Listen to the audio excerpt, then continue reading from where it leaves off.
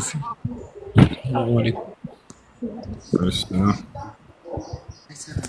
ጥያቄ ነበር እሱ مش ጥያቄ ምንድን ነው?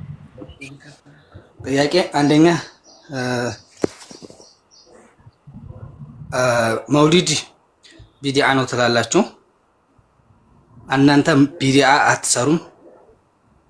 አትሰሩም እንዴ ነው አንደኛ ጥያቄ ማለት ነው ሁለተኛ ጥያቄ ደግሞ الرحمن على العرش استوى የሚለው የቁርአን አያ أن الله سبحانه وتعالى فوق العرش بذاته على من السلف علوي ሶስተኛ ينزل ربنا الى السماء الدنيا የሚለው ሐዲስ ወደ ሰማይ ዱንያ ይወርዳል ብላችሁ ነው ቀጥታ የምትፈስሩት በሚወርድበት ጊዜ በዛቱ ነው ወይ እነዚህ ሶስት ጥያቄዎች ትመልስልኛል የመጀመሪያ ጥያቄ ምንድነው ስለምንድነው እና ምን ለምሳሌ መውሊድ ቢዲዓ ነው ስለዚህ እኛ ቢዲዓ እንሰራም ትላላችሁ አይደለ አንተ መውሊድ እናንተ መውሊድ ይቻላል ብለህ የምታምን ሰው ነህ እኔ ያው መውሊድ በቃል ብዬ ነው የማምነው እናንተ ግን ቢዲዓ ስላላችሁ ቢዲዓ አትሰሩም እናንተ ሐቂቀተን ይሄን ንገረኝ መውሊድ ይቻላል ብለህ ነው የምታምነው አይደል አንተ አዎ ይሄ ቢዲዓ ነው ብላችሁ ነው ከእናንተ ዘንዲያ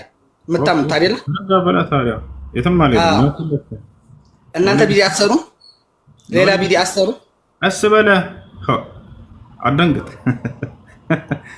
አይደል መሳቅ ሳይሆን ማለት ነው መሳቅ እውቀት አይሆንም እሺ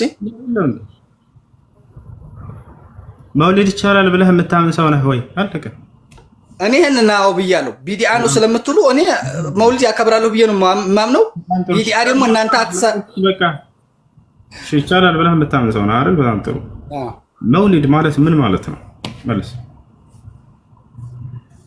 መውሊድ ማለት ነብያችን አለይሂ ሰላቱ ወሰለም የተወለዱበትን ቀን ማክበር ማለት በጣም ጥሩ ስለዚህ አክብሮታው ተደንግጓል ስለዚህ ነብዩ መሐመድ ሰለላሁ ዐለይሂ ወሰለም መቼ ነው የተወለዱት ከቁርአንና ከሐዲስ ማስረጃ ነው ነብያችን አለይሂ ሰላቱ ወሰለም የተወለዱት መቼ ነው የተወለዱበት ቀን ሰኞ ነው ዑለሞች የተሰባሰቡበት ሰኞ ቀኑን ሳይሆን ስንተኛው ቀን ላይ ነው መቼ ነው ቀኑ ላይ ኺላፍ አለ በ12ም በ9ም ይባላል ኺላፍ አለ ማስረጃው እና ትልቁ ላይ አድርጌሃለሁ ክፈት ማስረጃ የተወለዱበትን ቀን አውጣ ሐዲስ አለ አውጣ እሺ ያው ትልቁ ላይ ነው ሐዲስ ለጊዜው እንትን የለኝም ማለት ነው እዚህ ላይ ሐዲስ እንትን የለኝም እዚህ ጋር መጽሐፍ አለ አውጣልሃለሁ የቱ ጋር አውጣ ሐዲስን መቼ እንደተወለዱ ቀኑና ኪታቡ የለኝም ማለት ነው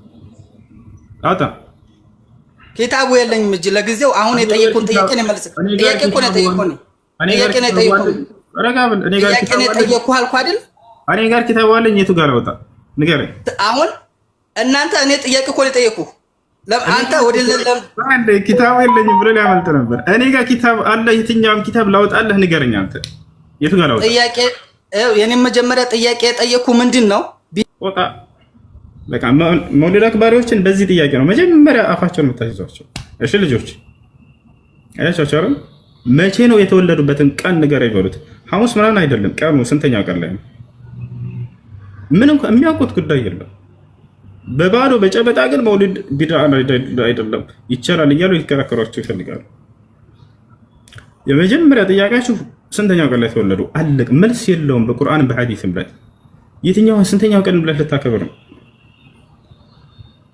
ሐሙስ ነው በሚል ያመጡላችኋል እሺ ተው ቀኑን እንለፈውና እሺ ስለሌለ ማስረጃው ሐሙስ በሚለው እሺ እንቀበላቸው ሐሙስ በሚለው እንቀበላቸው ስንተኛው ሐሙስ የትኛው ወር ላይ ያለው ሐሙስ በሏቸው የትኛው ወር ላይ እንዳለ አልተገለጸም በቁርአን በሐዲስ ላይ ያለ እሺ ረቢዑል አወል ነው በሚለው እንሄድላቸው እሺ ረቢዑል አወል ላይ ስንተኛው ሐሙስ ብዙ ሐሙስ አለ አይደል አዎ ብዙ ሰኞ አለ ብዙ ሐሙስ አለ አላህ እሱ ባለው እያልኳቸው ነው ሐሙስ በሚለው በርሱ እንያዝለትና ገብቶቻል انه يوم ولدت فيه وبعثت فيه እያሉ ነብዩ ሰለላሁ ዐለይሂ ወሰለም ተናግረዋል ስለሰኞ ስንተኛው ሰኞ ስንተኛው ሐሙስ ብዙ ሰኞ ብዙ ሐሙስ አለ አይደል የለም ወፍ በእነዚህ በሶስቱ ጥያቄዎች መውሊድ አክባሪዎችን አፈር ድሜ መብላት ትችላላችሁ እንዳትረሱ ሶስቱን ጥያቄ የፈለገ ትልቅ ሸህ ነኝ የሚል የፈለገ ዶክተር አለኝ የሚል ይቅርታ የጫት ዶክተሮች በእነዚህ በሶስት ጥያቄ ባዶ ማብላት ትችላላችሁ ባዶ ማብላት ትችላላችሁ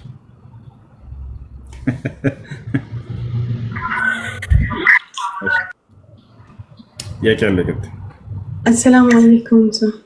ወአለይኩም ሰላም ወራህመቱላሂ ወበረካቱ። ስለ ሐቂቃ ነበር ልጠይቅህ የነበረው አይ እና በፊት ሐቂቃ ላይክ በሰባተኛ ቀኑ ነበር የምናወጣው ላይክ ነበር ያሳለፍነው እና ቀኑ ካለፈ ምናምን ነው የወጣነው እና እስካሁን አሁን 3 ወር ነው ምንም ነገር አላደረግንም እና ቀን ላይ ማድረግ ይቻላል? ይቻላል። ስለ ሐቂቃ ነቢያችን ሰለላሁ ዐለይሂ ወሰለም ሲናገሩ ምን አሉ? ማ ሚን መውሉድን ኢላ ወዐለይሂ ዐቂቃ ከማ ቃለ ነብዩ ሰለላሁ ዐለይሂ ወሰለም ዩዝበሑ ሊሳቢዒህ ወዩሕለቁ ወዩሰማ። ማንኛውም የሚወለድ ህፃን ልጅ በዐቂቃው የተያዘ ነው አለ። ኩሉ መውሉድን ይቅርታ ሙርተሃኑን ቢዐቂቀቲህ ዩዝበሑ ሊሳቢዒህ ወዩሕለቁ ወዩሰማ ይላል። ማንኛውም የተወለደ ልጅ በዐቂቃ የተያዘ ነው ሲሉ ዐቂቃ ሊደረግለት ይገባል ነው። ሕክሙ ሱና ሙአከድ ነው፣ ጠንካራ ከሚባሉ ሱናዎች ነው። ዋጅብ አይደለም። ባያደርግ ሰውየው ይቀጣል ወይ አይቀጣበትም። ይወታቻለ ቢያደርጉ ግን በጣም አጅር ከአላህ ሱብሓነሁ ወተዓላ ዘንድ ያገኙበታል። ስለዚህ በሰባተኛው ቀን ይታረድለት አሉ ነብዩ ሰለላሁ ዐለይሂ ወሰለም።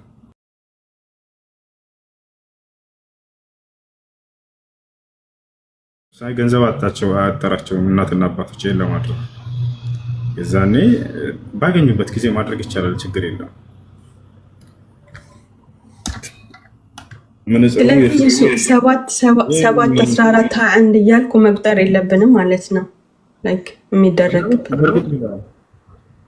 ዑለሞች በሰባተኛው ቀን ሼክ ኢብኑ ዑሰይሚን የተባሉ ታላቅ ዓሊም ምን አሉ? በሰባተኛው ቀን ያላገኘ ሰው በ14ኛው ቀን ያልቻለ በ21ኛው ቀን እያሉ ተናግረዋል። ከዚያ ውጭ ያላገኘ ሰውየው በየትኛውን ጊዜ ሊያደርግ ይችላል፣ ችግር የለውም።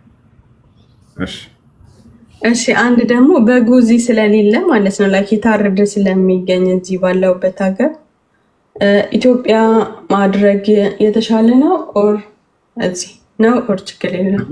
ልጁ በተወለደበት አካባቢ ቢሆን መልካም ነው። ይህን ያልቻለ ሰው ግን ወይንም ደግሞ በዚህ አካባቢ ምስኪኖች ከሌሉ ይበልጥ ምስኪን በሚገኝበት አካባቢ በሀገሬ በኢትዮጵያ ላይ ላድርግ ቢል ሰው ችግር የለውም ይችላል።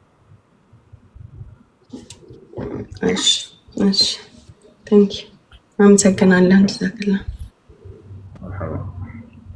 ሰላም አለይኩም። እሱ ለደጋል ማለት ያው አንድ የ17 ዓመት ከስር እንደጻፍኩት ኮመንቱን 17 ዓመት ሴት እህታችን አለችና በሊቡ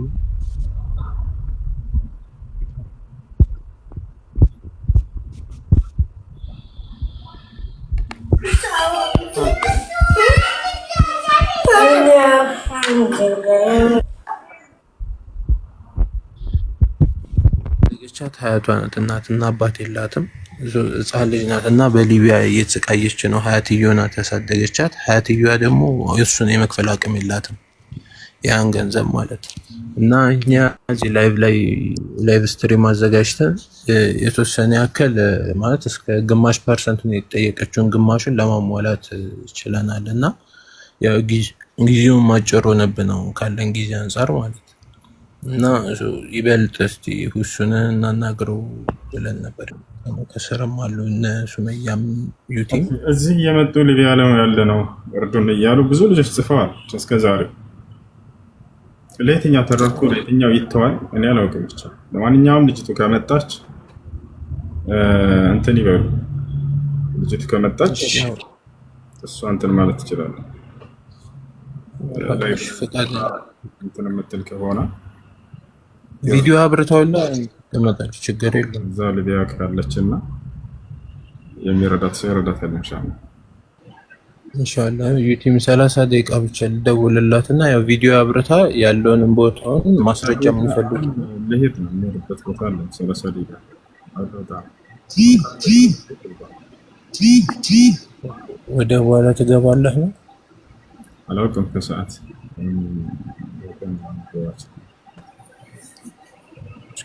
ወይ ደውዬላት ልመለስ እዚሁ ላይ እሺ።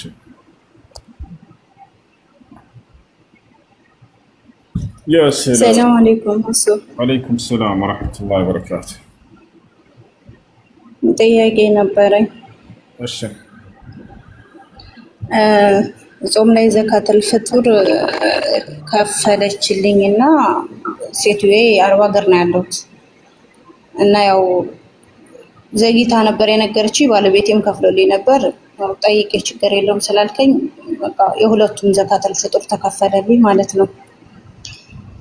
እና አሁን ለአረፋ የለችም፣ ትታኝ ሰው ጋር ነው ትታኝ ሄደችው፣ ወደ ሌላ ፊልድ ወጣለች እና አሁን ለአረፋ የሚሰዋውን ልሰዋልሽ አልችልም፣ ባለቤትሽ እንዲሰዋልሽ ንገሪው አለችኝ።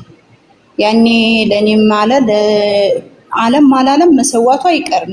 ምን ለማለት ፈልጋ ነው ግልጽ አልሆነልኝም። ማለቴ ለግል የሚሰዋለ እንዴ?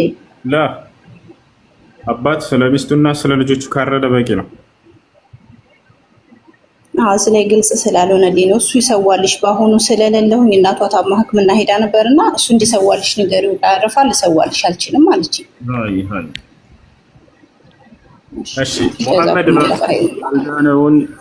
ሙሐመድ ራሱ ያልዳነውን እምነት እንዴት ትሰብካለህ? መሐመድ የልቡ ደም ስር ተቆርጦ ነው የሞተው። የልቡ ደም ስር የተቆረጠ ደግሞ በሙሐመድ ባስጻፈው መጽሐፍ ሲኦል ነው። የደሙ ፍሬ ነግባ ልክ ይላል አላህ ተዓላ። ራሱን ማዳን የማይችል አድነኝ እያለ የለመነን አካል እያመለክ አይከብድም። ሰላሙ አለይኩም ያ ማሸረል አህባብ። ሙሐመድ ራሱን አላዳነም ያልከኝ እንዴት ነው? ጀናና ነቢያችን ሰለላሁ ዐለይሂ ወሰለም ከአምላክ አላህ ሱብሓነሁ ወተዓላ በተሰጣቸው መጽሐፍ ላይ ሙስሊሞች ሁሉ ድናችኋል የሚል ቃል በቃል እናገኛለን። የምእመናን ምዕራፍ ይላል ሱረቱል ሙእሚኑን። የመጀመሪያው ቃል ምን ይላል መሰለህ? ስማ፣ ቀድ አፍለሐል ሙእሚኑን፣ አማኞች በእርግጥም ዳኑ። አራት ነጥብ። በቀጣዩ ዓለም ስላለው እጣ ፈንታ ነቢዩ ሰለላሁ ዐለይሂ ወሰለም ቃል በቃል ሲናገሩ ምን አሉ? ስለኛ ነሕኑ አልአኺሩን አሳቢቁን አሉ። እኛ ኋለኞቹ ነን ፊተኞቹም ነን አሉ። መጽሐፍህ ላይ ኢየሱስ ክርስቶስ ምን ብሏል? ስለ ገነት ስለ መግባት ከተናገረ በኋላ ነገር ግን ኋለኞቹ ፊተኞች ይሆናሉ፣ ፊተኞቹም ኋለኞች ይሆናሉ አለ። ነቢ ሰለላሁ ዐለይሂ ወሰለም ቃል በቃል ምን አሉ? ኋለኞቹም ፊተኞቹ እኛ ነን አሉ። ምን ማለት ነው? ወደዚህ ዓለም በመምጣት ኋለኞቹ ከትውልድ ሁሉ መጨረሻ የመጣን እኛ ነን። በቀጣዩ ዓለም ፊተኞቹ ገነትን የሚገቡት ደግሞ እኛ ነን ብለው ተናገሩ። ገነት መግባት ብቻ አይደለም ይሄ ትውልድ የመጀመሪያ ገነት የሚገባ ትውልድ ነው ብለው ነው የነገሩን ነቢ ሰለላሁ ዐለይሂ ወሰለም። ያ ነው። ስለ ራሳቸው ሲያውቃሉ ወይ? አዎ። ቃለ ነቢ ሰለላሁ ዐለይሂ ወሰለም አነ አወሉ መን የድኹሉል ጀነ የውመል ቂያማ፣ የትንሣኤ ቀን መጀመሪያ ገነት የሚገባው እኔ ነኝ ብለዋል። ገነት መግባት ብቻ አይደለም የገነትን በር እኔ ነኝ የምከፍተው ብለዋል። ቃለ ነቢዩ ሰለላሁ ዐለይሂ ወሰለም አቲ ኢላ ባብል ጀነቲ የውመል ቂያማ ፈአስተፍቲሕ ፈየቁሉ ልኻዚን መን አንተ ፈአቁል አነ ሙሐመድ ፈየቁል ኡምርቱ አላ አፍተሐ ሊአሐድን ቀብለከ ያ ሙሐመድ ثመ የፍተሕ ፈአኩኑ አወሉ መን የድኹሉሃ። ነቢያችን ሰለላሁ ዐለይሂ ወሰለም ምን አሉ? የትንሣኤ ቀን ወደ ገነት በር ሄዳለሁ፣ የገነትንም በር እኔ ያስከፍታታለሁ አሉ። ቃል በቃል ስለ ወደፊታቸው አያውቁም ትላላ። በደንብ አድርገው ተናግረዋል ነቢያችን ሰለላሁ ዐለይሂ ወሰለም። ይህ ነው እና ስለዚህ ነቢያችን ሰለላሁ ዐለይሂ ወሰለም ስለኛም ስለ ራሳቸውም ተናግረዋል። በተናጥል ይነግሩን ነበር። አቡበክር ፊልጀና፣ ዑመር ፊልጀና፣ ዑስማን ፊልጀና፣ ዓሊ ፊልጀና፣ ጠልሓ ፊልጀና፣ ሰዕዱ ፊልጀና፣ ሰዒዱ ፊልጀና፣ አብዱረሕማን ብኑ ዐውፍ ፊልጀና፣ አዙበይር ፊልጀና፣ አቡ ዑበይዳ ብን ልጀራሕ ፊልጀና፣ ዑካሻ ብን መሕሰን ፊልጀና። አንተ የገነት ነህ፣ አንተ የገነት ነህ እያሉ ይነግሯቸው ነበር። ነቢያችን ሰለላሁ ዐለይሂ ወሰለም በተናጥልም በጅምላም ነው የነገሩን የገነት እንደሚሆኑ ትውልዶቻቸው። ኩሉ ኡመቲ የድኹሉነ አልጀና አሉ። የኔ ትውልዶች ሁሉም ገነትን ይገባሉ ብለው ቃል በቃል ይናገራሉ። ኢላ መን አባ ቂለ መን የእባ ያ ረሱለላህ ቃል መን አጣዐኒ ደኸለ አልጀና ወመን ዐሳኒ ፈቀድ አባ። ይህም ብለው ይናገራሉ። እሺ ከላይ በክርስቶስ እንዴት አደራችሁ? ደህና አደርኩኝ። እግዚአብሔር ይመስገን። እንዴት ናችሁ? አልሐምዱሊላህ። የትኛውን እግዚአብሔር ነው ያመሰገንከው? የትኛውን እግዚአብሔር ነው ያመሰገንከው? አንተንም ሁሉንም ዓለማትን የፈጠረውን ጌታ አብና ወልድና መንፈስ ቅዱስን ያመሰገንከው? አንድ አምላክ። ስንት አምላክ ነው ያመሰገንከው አላልኩም? አብና ወልድና መንፈስ ቅዱስን። አንተ እንደ ኢየሱስ ክርስቶስ አብን ብቻ ነው ያመሰገንከው ወይስ የክርስቶስ ተቃዋሚ ሆነህ አብን ወልደን መንፈስ ቅዱስን ሶስትን ምን አመሰግን አንድ አምላክ አብን ነው ኢየሱስ ክርስቶስ አንድ አምላክ ነው። ኦኬ አንድ አምላክ እሺ፣ አንድ አምላክ እናመሰግንኩ። አንድ አምላክ በሶስት አካል የተገለጠ አንድ አምላክ በሶስት አካል የተገለጠ አንድ አምላክ እግዚአብሔር ይባላል። እሱ በሶስት አካል የተገለጠ አንድ አምላክ የሚል መጽሐፍ ቅዱስ ላይ አለ የለም? አለ የለም?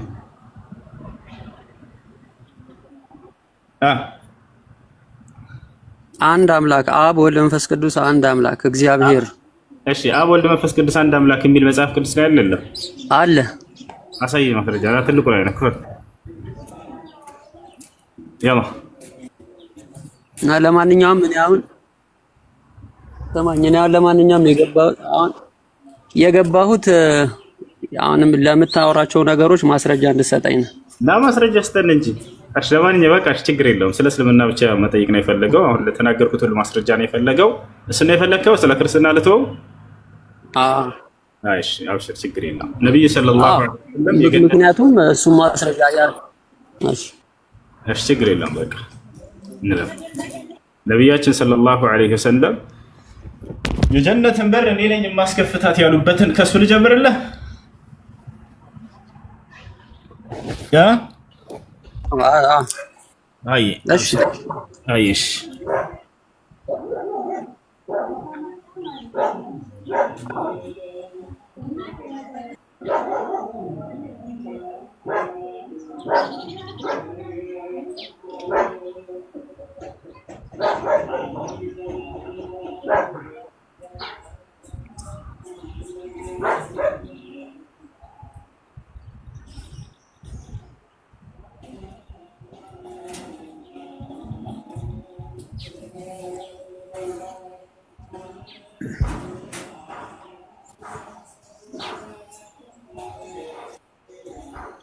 ያውና እግዚአብሔር ይመስገን ደህና አደረው ማለት ነው። እግዚአብሔር ይመስገን። ያውና እንግሊዘኛ ታነባለህ? እንግሊዘኛው ላድርግልህ? ችግር የለውም አንብበው። ችግር የለውም በአረብኛም ቢሆን አንብበው። ችግር የለውም። እሺ ያውና አቲ ኢላ ባቢል ጀና የውመል ቂያማ ፈአስተፍቲህ አሉ። ቃል በቃል ምን አሉ? የትንሣኤ ቀን ወደ ገነት በር ሄዳለሁ አስከፍታታለሁ። ምን ያሉ? ያው ፈየቁሉ ልኻዚን ልቀጥልልህ። የገነት ጠባቂ መልአኩ ምን ይላል? መን አንት ማነህ አንተ ብሎ ይጠይቃል። ፈአቁል አነ ሙሐመድ እኔ ሙሐመድ ነኝ ይለዋለሁ። ፈየቁል እንዲህም ይላል መልአኩ ቢከ ኡምርት በአንተን የታዘዝኩት እንድከፍት ሙሐመድ ላ አፍተሁ ሊአሐድን ቀብለክ ከአንተ በፊት ለሌላ ለአንድም ሰው እንዳልከፍት ለአንተ ብቻ እንድከፍት ታዝዣለሁ ይላቸዋል። አየህ፣ ስለዚህ የገነት በር በነብዩ ሰለላሁ ዐለይሂ ወሰለም ይከፈታል። ይሄ ነው ምንጭን ከፈለከው ያውና ሶሒህ ሙስሊም 197 ላይ ታገኛለህ።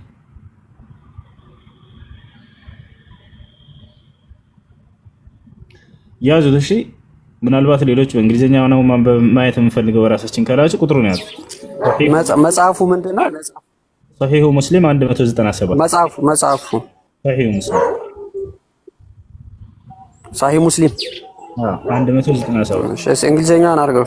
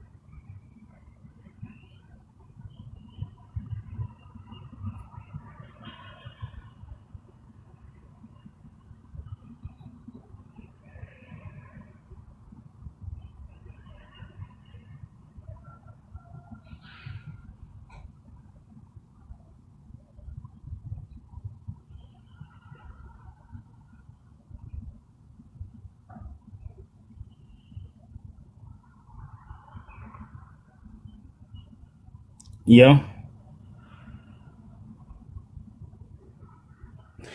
ያው ነው ይታያል በክርስቶስ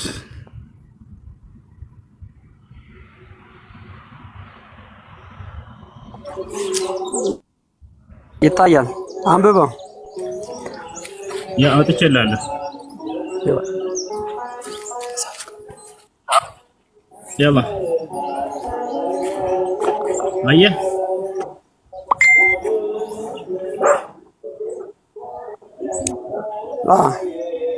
the messenger of Allah said, I will come the gate of the day of and in the big city. እሺ አንብበው። ትንሽ የሆነ ብዥ ያለ ነገር ስለሆነ አንብበው። በቃ ልቀይርልህ። በቃ ደው بأغير لك إلى لغة الأمهرية. أوكي. إنجليزية ما تشيل مسؤولية بركة أو تستليني. ኧረ እችላለሁ አባቢ። እንደዚህ አሁን ችሎታ ላይ ሳይሆን ብዥ ስለሚል ነው።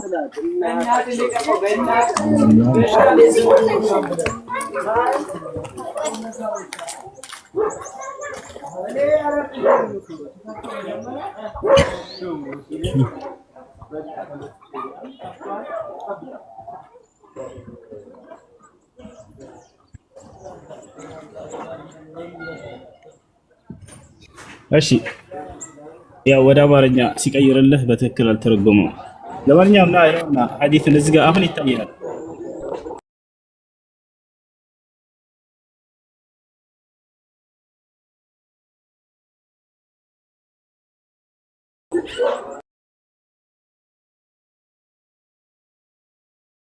ሄሎ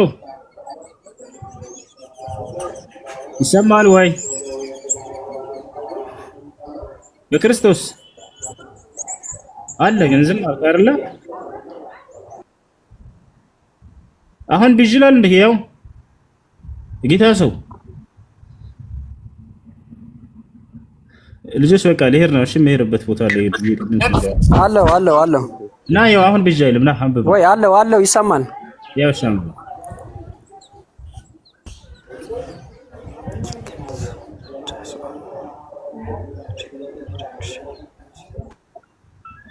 እኮ እያነበብኩ ነው። ያነበብኩት ነው።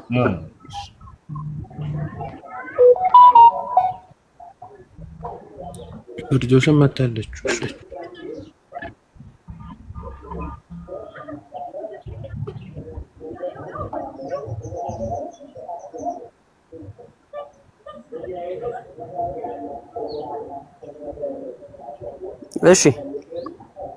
እሺ አገኘ ያነበብኩት። አይ እሺ ሌሎችን በኋላ ትመጣለህ። ፎሎ አድርገኝና አሁን የሆነ ቦታ ልሄድ ስለሆነ ሁሉንም የሰማቸውን ሁሉ ማስረጃውን አሳየኝ። እሺ በቃ አመሰግናለሁ። አይሽ ከመውጣት በፊት ማለት ነው ስለ እርድ ሁድያ ማለት ነው ምስኪን ከሌለ በአካባቢ ምንድን ነው የሚደረገው? በአካባቢው ምስኪን ከሌለ ኡድሕያውን እናንተ ፍሪጅ ውስጥ አድርጋችሁ እኛ ምስኪን ከሆነ ማለት ነው ከኛ በታች ምስኪን ከሌለ እኮ ቀስ እያለ ትጋት ፈልጉ። ቀስ እያላችሁ እዛ ትበሉታላችሁ። በሀገራችን ላይ ማለት ትችላላችሁ። ችግር የለም። እሺ በት ምክንያት አንድ ስራ ነው። ለሱን ተብራራለኝ ነበር። አሁን በቃ ችግር የለውም። መርሐባ። አይ እሺ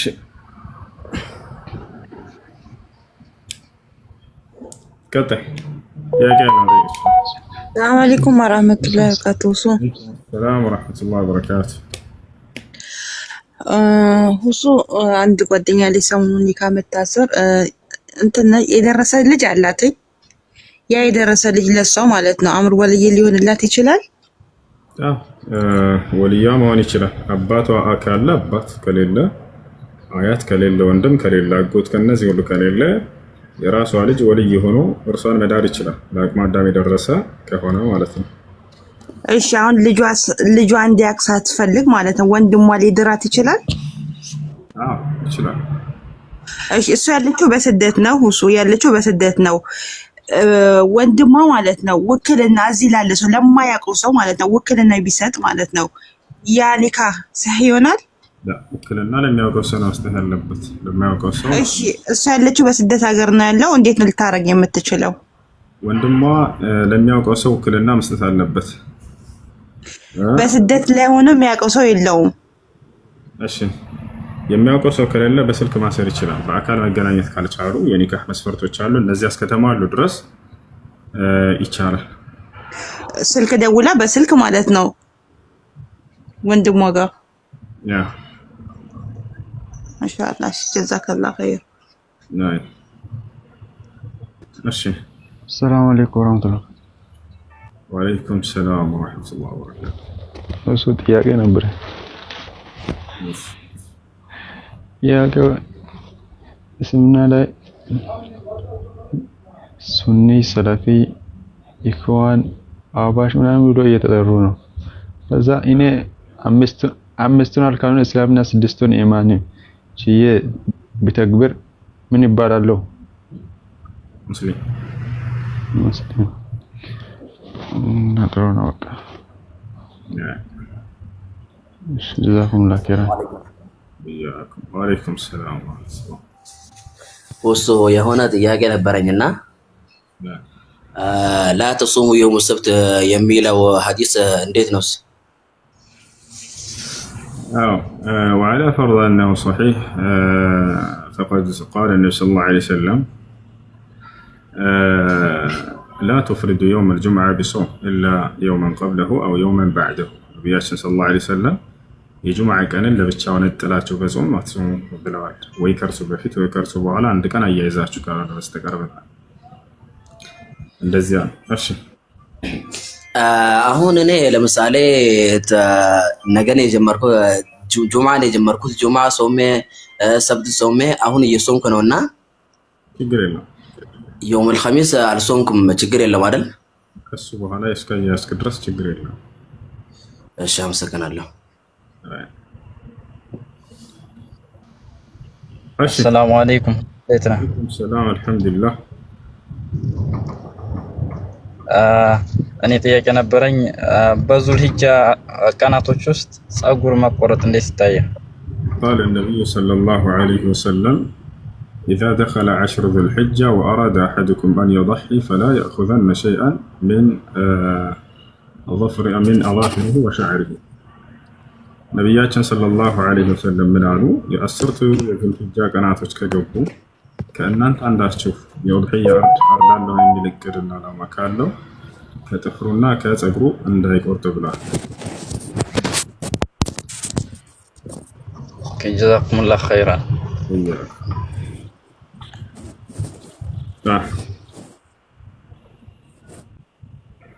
ቀጥል። ሰላም አለይኩም። ወአለይኩም ሰላም ወራህመቱላህ። እንዴት ነሽ? አልሐምዱሊላህ። ጥያቄ አለኝና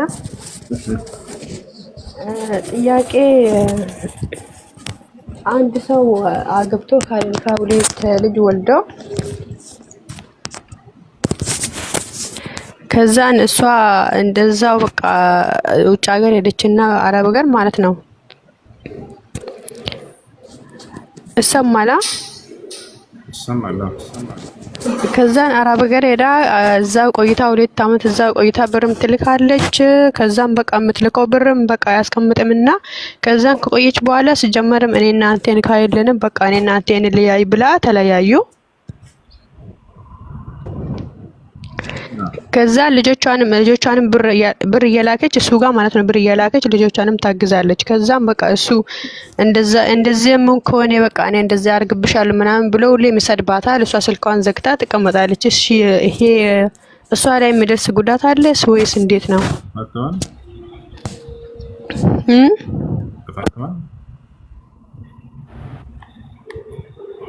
ምን ተፈተዋል ወይ?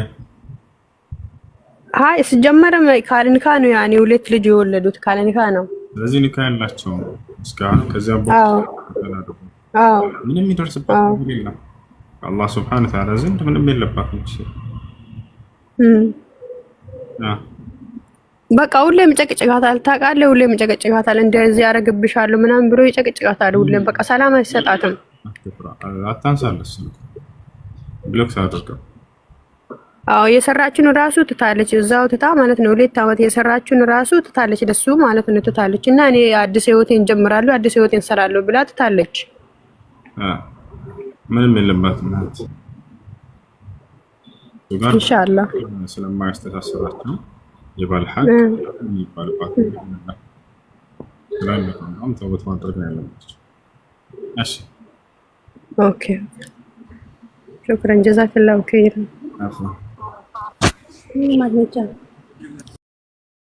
ያለ ሱረቱ ጡር የውመ ዩዳዑነ ኢላ ናሪ ጀሀነመ ዳዓ የሚለውን አንቀጽ ሲቀራ ፌንት በልቶ ራሱን ስቶ ወድቋል። ከዚያ በኋላ ሰዎች ናቸው የቀሰቀሱት።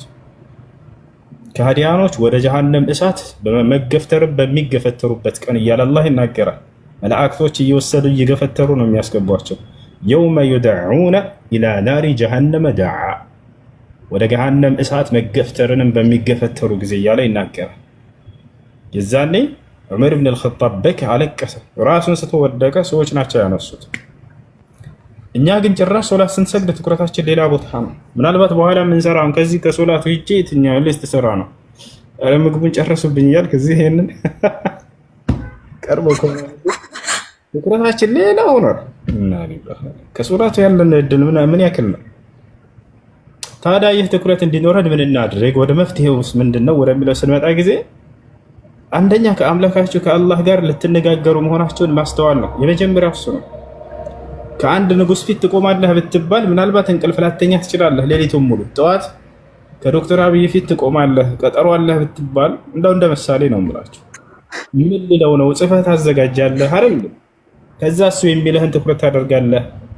በዛ ላይ የሆነ ወደ ግራ ወደ ቀኝ አትልም። ከፈጣሪ ፊት ደግሞ ከዚህ በላይ መሆን አለበት የሰው ልጅ። ስለዚህ ሶላት ልትሰግድ ስትሄድ ጊዜ ከአላህ ጋር ንግግር ልታደርግ መሆንህን አስተውል። ነቢያችን ሰለላሁ ዐለይሂ ወሰለም እንደተናገሩ። ሁለተኛ የሚያግዛቸው ነገር ምንድነው? በሶላት ላይ የምትቀሯቸውን አናቅጾች ቁርአን ማስተንተን፣ በተለይ ሱረቱል ፋቲሃ። ሱረቱል ፋቲሃን ትርጉሙን እወቁ፣ አንብቡ። ያን እያስተነተናቸው ስትቀሩ ጊዜ የዛኔ የሶላቱን ጣዕም ታገኙለታላችሁ። ትኩረታቸውን ከሶላት ውጭ ወደ ሌላ ቦታ ይሄዱ። ልክ እንዲሁ ርኩዕ፣ ሱጁድ፣ ቅያም ለማንም የማትሰራቸውን የአምልኮ ስርዓቶች ሰው እዚህ ዓለም ላይ ለፍጥረታት እየሰገደ ባለበት አንተ ሰማይ ምድርን ለፈጠረው ለነቢያት አምላክ ለሆነው ለአላህ ስብሐነሁ ወተዓላ ልክ እንደ ነቢያቶች ለእርሱ ርኩዕ ታደርጋለህ፣ ታጎረብሳለህ። ልክ ስጁድ ታደርጋለህ፣ መሬት ትደፋለህ። እኛ መንቀሳቀሱን ብቻ የምናየው ስንት ሰገድኩ ቁጥሩን እንቆጥርና ያችን ነው የምናየው። ላ አይደለም ያ ጀማዓ፣ እነዚህን የአምልኮ ስርዓቶች አስተውላቸው። ያ ሌላው በስጁድ ላይ በሩኩዕ ላይ የምትሏቸውን ዚክሮች ማስተንተን፣ ትርጉማቸውን ማወቅ፣ ያ ነገር ለሶላታችሁ ልዩ ትኩረት እንዲኖራችሁ ያደርጋል። እንደሱ መሆን አለበት። ቦታቸዋል። ያ ነው ሱረቱል ፋቲሃን ነቢያችን ሰለላሁ ዐለይሂ ወሰለም በምትቀሩ ጊዜ አምላክ አላህ ስብሐነሁ ወተዓላ ይመልስላችኋል እናንተም ባትሰሙትም እንኳን ብለው ያስተማሩና ለሐዲስ ላይ ያንን ማወቅ። ቢስሚላሂ ራህማኒ ራሂም ትላላችሁ፣ በአላህ ስም እጀምራለሁ እጅግ በጣም ርህሩህና አዛኝ በሆነው እያላችሁ ነው። አልሐምዱሊላሂ ረብል ዓለሚን፣ ምስጋና ለዓለማቱ ጌታ ለአላህ ይገባ እያላችሁ እያመሰገናችሁት ነው። ስለዋለላችሁ ጸጋ ታስታውሳላችሁ። የዛኔ ያን ሁሉ የዋለልኝ አንተ ነህ እያላችሁ ከፊቱ እያመሰገናችሁት ነው። አላህ ምን ብሎ ይመልስላችኋል አሉ ነብዩ ሰለላሁ ዐለይሂ ወሰለም፣ ሐመደኒ ዓብዲ፣ እነሆ ባሪያዬ አመሰገነኝ ብሎ ለሰባቱ ሰማይ መላእክቶች ያሳውቃቸዋል። አርራህማን ራሂም ትላላችሁ፣ እጅግ በጣም ርህሩህና አዛኝ የሆንከው አምላክ እያላችሁ እየገለጻችሁት ነው ባህሪው። የዛኔ በእናንተ ላይም ሆነ በፍጥረት ላይ ሁሉ የዋለውን የእዝነቱን ባህሪ ታስታውሳላችሁ። በዚህም ጊዜ አላህ ምን ብሎ ይመልስላችኋል? አትና ዐለየ ዓብዲ፣ እነሆ ባሪያዬ አወደሰኝ ይላል። ማሊክ የውም ዲን ትላላችሁ፣ አንተ የፍርዱ ቀን ባለቤት የሆንክ አምላኬ ሆይ እያላችሁ ስለ ፍርዱ ቀን ታስታውሳላችሁ። የዛኔ የሰው ልጆች ከቀብር ተነስተው ለፍርዱ ቀን የሚቆሙበትን ቀን፣ የዛኔ አላህ ስብሐነሁ ወተዓላ እዝነት እንዲያካብባችሁ በውስጣችሁ ያንን ትመኛላችሁ። የዛኔ ከምታዝንላቸው አድርገኝ የሚለው ውስጣችሁ ላይ በሚመጣ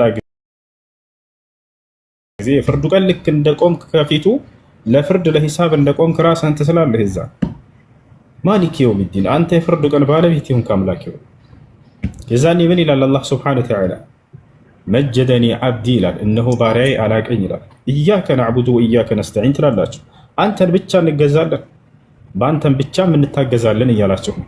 አምልኮን ሁሉ ለአንተ ብቻ ነው የምሰራው፣ ከአንተ ውጭ ለሌላ ለማንም አልሰራም እያላችሁ ነው። መታገዝ በፈልግም እንኳን በአንተ ብቻ ነው፣ ሌላ ማንም መጠጊያ የለኝም እያላችሁ ከፊቱ ተናንሳችሁ እያነበባችሁ ነው። ይሄ ነው ኢያከ ነዕቡዱ ወኢያከ ነስተዒን። የሃዛ ዐህዱን በይኒ ወበይነ ዐብዲ ይላል። ይህ በእኔና በባሪያዬ መካከል ያለ ቃል ኪዳን ነው። እነሆ ባሪያዬ እኔን እንጂ ሌላ ማንም ላይ ገዛ ቃል ገብቷል እያለ ነው። ለእርሱ እንደዚህ ብለህ ቃል ገብተህ ከፊቱ ወጥተህ ከአላህ ውጭ ሌላን አካል የምትጣራ መሆን የለብህም። ሹሆቹ ነቢ ድረሱልኝ የምትል መሆን የለብህም። ከዛ በኋላ ወጥተህ ቃልህን እየበላህ ነው፣ ቃልህን እያፈረስክ ነው። አንተን ብቻ እገዛለሁኝ ብሎ ሰግዶ የጨረሰ ሰው ከሶላቱ በኋላ ወጥቶ በማንም ሊታገዝና ማንንም ሊለምን ሊጠራ አይችልም በፍጹም። ሁሉ የሚጠራው አንድና ብቸኛ የሆነውን አላህ ሱብሓነሁ ወተዓላ ብቻ። ፈላ ትድዑ መዐላሂ አሐዳ፣ ከእኔ ከአላህ ጋር አንድንም አካል እንዳትጣሩ ብሏል አላህ ሱብሓነሁ ወተዓላ። በአምልኮ ተግባራቶቹ ላይ በፍጹም ሌላ አካል ሊጋራበት አይፈልግም። ማንንም አካል እንድታመልኩ አይፈልግም። ከእርሱ ውጭ ሌላ ማንንም አካል አይባልም። ኢህዲነ ሲራጠል ሙስተቂም አይ ሰቢትና ዐለ ሲራጠል ሙስተቂም፣ ቀጥተኛ መንገድ ላይ አጽናን። በእነማን መንገድ ላይ? ሲራጠል ለዚነ አንዐምተ ዐለይሂም፣ እነዚያ ጸጋህን የዋልክባቸውን መንገድ፣ በእነርሱ መንገድ ላይ አጽናን። ማናቸው? በነቢያቶች ማለት ነው። ገይሪል መግዱቢ ዐለይሂም ወለዷሊን፣ ከእነዚያ ከተቆጣህባቸውና ከጠመሙት መንገድ ውጭ ከእነርሱ መንገድ አርቀን እያላችሁ ነው። ከዚያ በኋላ ምን ትላላችሁ? አሚን። አሚን ማለት ነው አላሁመ እስተጅብ ዱዓአና፣ አምላካችን አላህ ሆይ ዱዓችንን ጸሎታችንን ተቀበለን ማለት ነው። ሱረቱል ፋቲሃ ዱዓ ነች፣ ወደ አላህ ሱብሓነሁ ወተዓላ የምናደርጋት። የዛኔ አሚን ትላላችሁ። አላህ ሱብሓነሁ ወተዓላ ምን ይላል? ሊዐብዲ ወሊዐብዲ ማ ሰአል፣ ይህ ለባሪያ የጠየቀኝ ነው፣ እኔም የባሪያ የጠየቀኝን ሰጥቼዋለሁ ይላል። ይሄን እያስተነተናችሁ በምትቀሩ ጊዜ ሶላት ላይ የዛኔ ለሶላት ትኩረት ይኖራችኋል። አላህ ሁላችንም ለሶላት ትኩረት አድርገን የምንሰግድ ያድርገን። ይሄን ይወፍቀን። እሺ ሌላ ጥያቄ አለ? እኔ ምጨምረዋለኝ አንዴ። እሺ ሰላት ስንሰግድ አፋችን ላይ ምንም መያዝ አንችልም እና እኔ ጥርስ ውስጥ ደግሞ ብረት አለ ላስቲክ አለ ማለት ብሬስ አድርጌያለሁ። ብሬስ አድርጌ ብሰግድ ችግር የለውም? ችግር የለውም። እሺ ጀዛከላህ።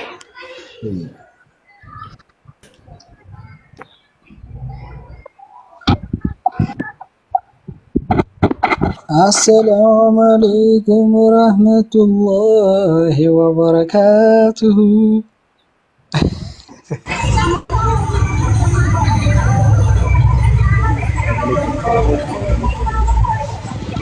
ማንጋ ነው ገበያ ውስጥ ገባችሁ ደግሞ?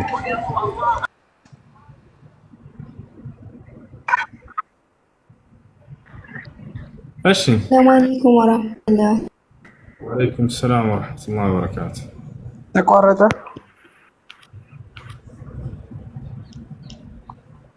የጀማ እንትን ታፕታፕና ኮፒ ሊንክ እያደረጋችሁ አይደለም? 1700 እና ወንድማማቾች አላችሁ አይደለም? በደንብ አድርጋችሁ ኮፒ ሊንክ እና ታፕታፕ አድርጉ እሺ። እና ደግሞ ምናልባት ገስት መግባት ያልቻላችሁ አጭር ጥያቄ ካላችሁ ለኮመንት የሚሆን አነብላችኋለሁ እኔ። ቀጥሉ። ፋፊቹ ቀጥይ። አሰላሙ አለይኩም ወራህመቱላሂ ወበረካቱ።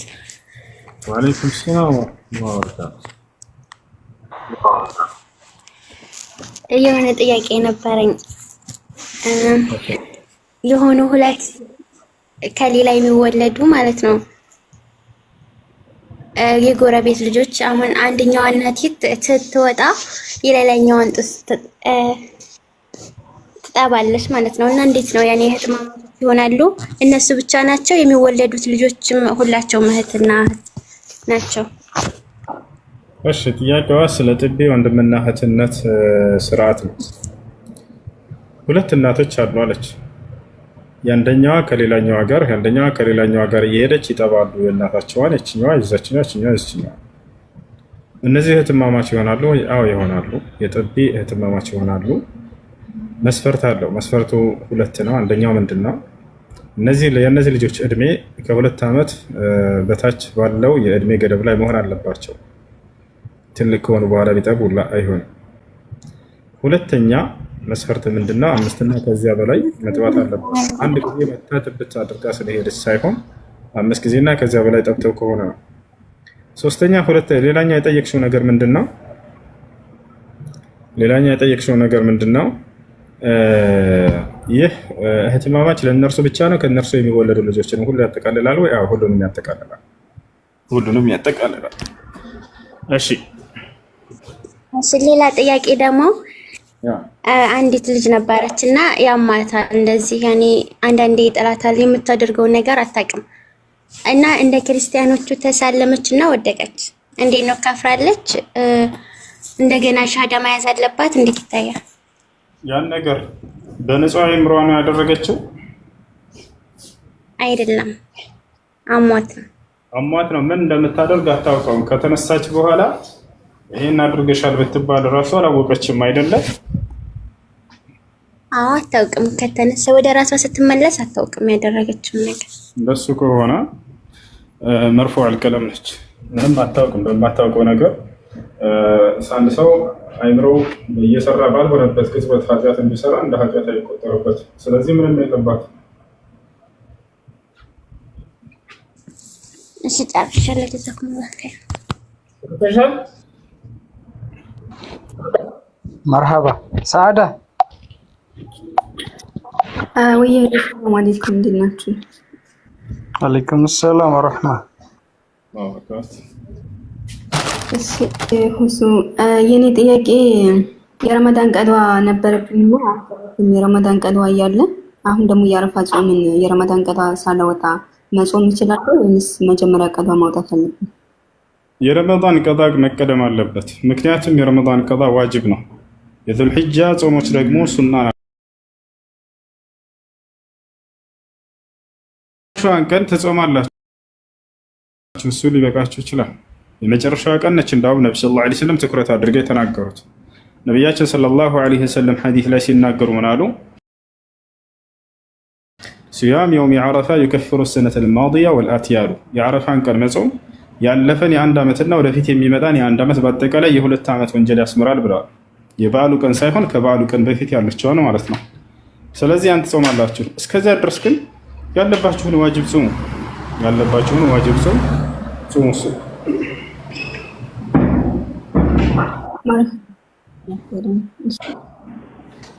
ሁለቱን በአንድን እያመጾም ይቻላል ወይ?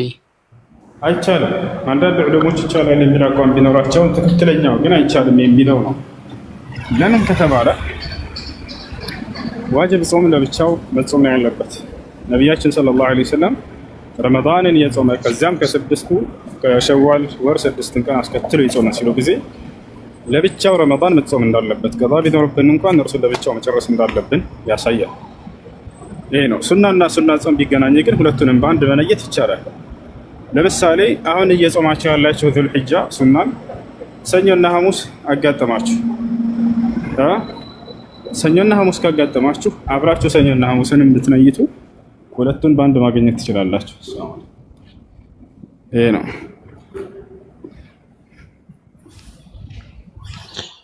መርሃባ ታብታብና ኮፕሊንክ እያደረጋችሁ እህት ወንድሞች እንዳትረሱ። ታብታቡ 1000 ምናምን እያለ ትንሽ ነው አነስ ብሏል እና በደንብ በርቱ። አላህ ያግዛችሁ፣ አላህ ይጨምርላችሁ። ዩሱፍ እና ፕሮ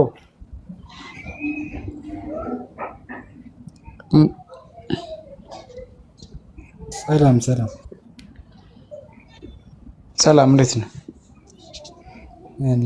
እዚህ ቤት ከዚህ በፊት ንጽጽር ነበረ። ጥያቄና መልስ ሆኗል እንዴ? ትችላለህ፣ አብሽር ጠይቅ። ምንድን ነው ጥያቄ? ጥያቄ አይደለም ውይይት ነው። ይችላል። ከዚህ በፊት በስላሴ ጉዳይ ተወያይተን ነበር፣ ታስታውስ ከሆነ። ከውሱ ጋር ነው ወይስ ከኔ ጋር?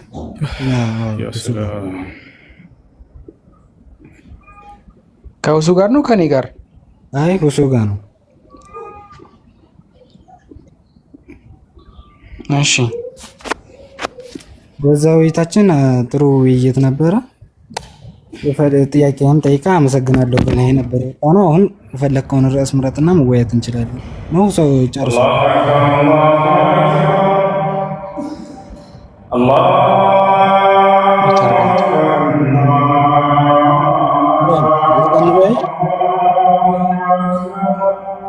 በቁርአንም ሆነ በሐዲስ ላይ ይሄን ነገር ቃሙ የሚል አልተገለጸም። በዚህ አጋጣሚ አንድ ቀልድ ልንገራችሁ። አንድ ሰው ሕፃን እያለ ነው በቁርአን ላይ ቃሙ የሚል የለም ምናምን እያለ ነው ወኢዛ አዝለመ ዐለይሂም ቃሙ ብሏል አለ። ስለዚህ እንቀማለን አለ። ቃሙ የሚል የአረበኛ ቃል ቆሙ ወይንም ተነሱ ማለት ነው። ገብቷል አይደለ? እና ወኢዛ አዝለመ ዐለይሂም ቃሙ ይላል። ስለማን ቃሙ የሚለውን የአረበኛ ቃል ይዝና ወደ አማርኛው እንትን በአማርኛ ይረዳና ሰውዬ ቃሙ ብሏል። ያው እንቀማለን። ነገር ግን ቆሙ ለማለት ነው። እንዳጠቃላይ በቁርአን እና በሐዲስ ላይ የሚገኙ መልእክቶች ሁሉ እንዳለ ምንን ያዛሉ፣ ምንን ይከለክላሉ። ምግብን በተመለከተ በተናጥል ይሄን ብላ ጠጣ የሚል ውስናቸው የመጡ። ስለዚህ መሰረን መርሁ አለ በኢስላም ምንድነው? ማንኛውም በአካል ላይ፣ በኢኮኖሚ ላይ፣ በአይምሮ ላይ፣ በጤና ላይ ጉዳት ሊያደርስ የሚችልን ነገር መጠቀምን እርም አድርጓል ኢስላም። አየህ፣ ጫትን ደግሞ ስናየው ጊዜ በሰው ልጅ ኢኮኖሚ ላይ፣ በአይምሮ ላይ፣ በጤናው ላይ ችግር የሚያመጣ የሆነ ነገር ነው ታላልና። ስለዚህ ማንኛውም በጤና ላይ፣ በአይምሮህ ላይ፣ በኢኮኖሚ ላይ ችግር ሊያመጣ የሚችልን ነገር መጠቀምን ኢስላም እርም አድርጓል። አላህ ለዚህ ለምሳሌ ሲናገር ይላል ወላ ትልቁ ቢአይዲኩም ኢለ ተህሉካ ይላል በሱረቱል በቀራ ላይ። አደራ ነፍሳችሁን ራሳችሁን በእጃችሁ ጥፋት ላይ አትጣሏት እያለ ይከለክለናል። ወርዳል መሰለኝ ከፈለክ መመለስ ትችላለህ። ልክ እንዲሁ ነቢያችን ሰለላሁ ዐለይሂ ወሰለም ላ ضرر ወላ ضرار አሉ። ራስን መጉዳት አይቻልም፣ ሌሎችንም መጉዳት አይቻልም አሉ። አያችሁ፣ ራስን መጉዳት አልተፈቀደም ለሰው ልጅ። ማንኛውም ጤናህን የሚጎዳን ነገር መጠቀም በአንተ ላይ እርም ተደርጓል። ሌሎችንም መጉዳት አይቻልም አሉ። ማንኛውም ሌላ ሊጎዳ የሚችልን ነገር አንተ ራሱ መጠቀም አትችልም። ለምሳሌ ሚስት አለ ሰውየው ጫት ቢቅም ሚስቱን አዛ ያደርጋታል። በዚህ በአፉ ጠራ አዛ የሚያደርጋትን ነገር መጠቀም አይቻልም፣ አይፈቀድም። ታቻል በራሱም ላይ አደጋ ያመጣበታል ነገር ለዚህ የጊዜያችን ታላላቅ ዑለሞች ሁላቸውም ተጠይቀው ሐራም ነው ብለዋል። الشيخ عبد العزيز بن باز رحمه الله تعالى، الشيخ محمد بن صالح العثيمين رحمه الله تعالى، الشيخ محمد ناصر الدين الألباني رحمه الله تعالى، الشيخ صالح الفوزان بقية السلف حفظه الله تعالى، الشيخ مقبل بن هادي الوادعي رحمه الله تعالى، الشيخ أحمد بن يحيى النجمي رحمه الله تعالى። እነዚህ ሁሉ ታላላቅ ዑለሞች ጫትን አግኝተው ነበር ማለት ስለ ጫት ባለው በተነሳበት ጉዳይ ላይ ተጠይቀው ነበር። እነዚህ ሁሉ እንዳለ ሐራም ነው ክልክል ነው ብለው ፈትዋ ሰጥተው። እሺ ከላይ ሶብሊና ነው የሚለው ሶቢላ ነው ረባየት። እሺ ጥያቄ ያለው ከለም ጠይቅ ይችላል። إذا في مسيحي محترم يريد أن يطرح علينا الأسئلة في المجال مفتوح لكم بعد. السلام عليكم ورحمة الله وبركاته. سنديتنا. السلام ورحمة الله وبركاته. الحمد لله. السلام ነው? الحمد لله. الحمد لله. እንኳን ብዙም ጥያቄ የለኝም። ጥያቄ ልጠይቅ የፈለኩት ስለ ዳር አልዳር ነበር። ማለት ብዙ ጊዜ ልጠይቅ ገብቼ በውስጥም እየጠየቅኩ ነበር። ኦንላይን ክላስን ጨርሼ ማለት ነው የፕራክቲስ ማለት ክላስ ውስጥ የሚሰጠውን ክላስ ለመሳተፍ ቅዳሜ ነው ያለው። እሁድ እንዲኖር ለምን አተመቻችሁም የሚለውን ጥያቄ ለመጠየቅ ነበር። በብዛት ብዙ ሰው ያለው እሁድ ነው። እንትንም ሲጠይቁ በዋትስአፕ ላይ ምን ቀን ይመቻችኋል የሚለውን ሲጠይቁ አብዛኛው ሰው እሁድ ይመቸናል፣ ግን እሁድ ክላስ የለም።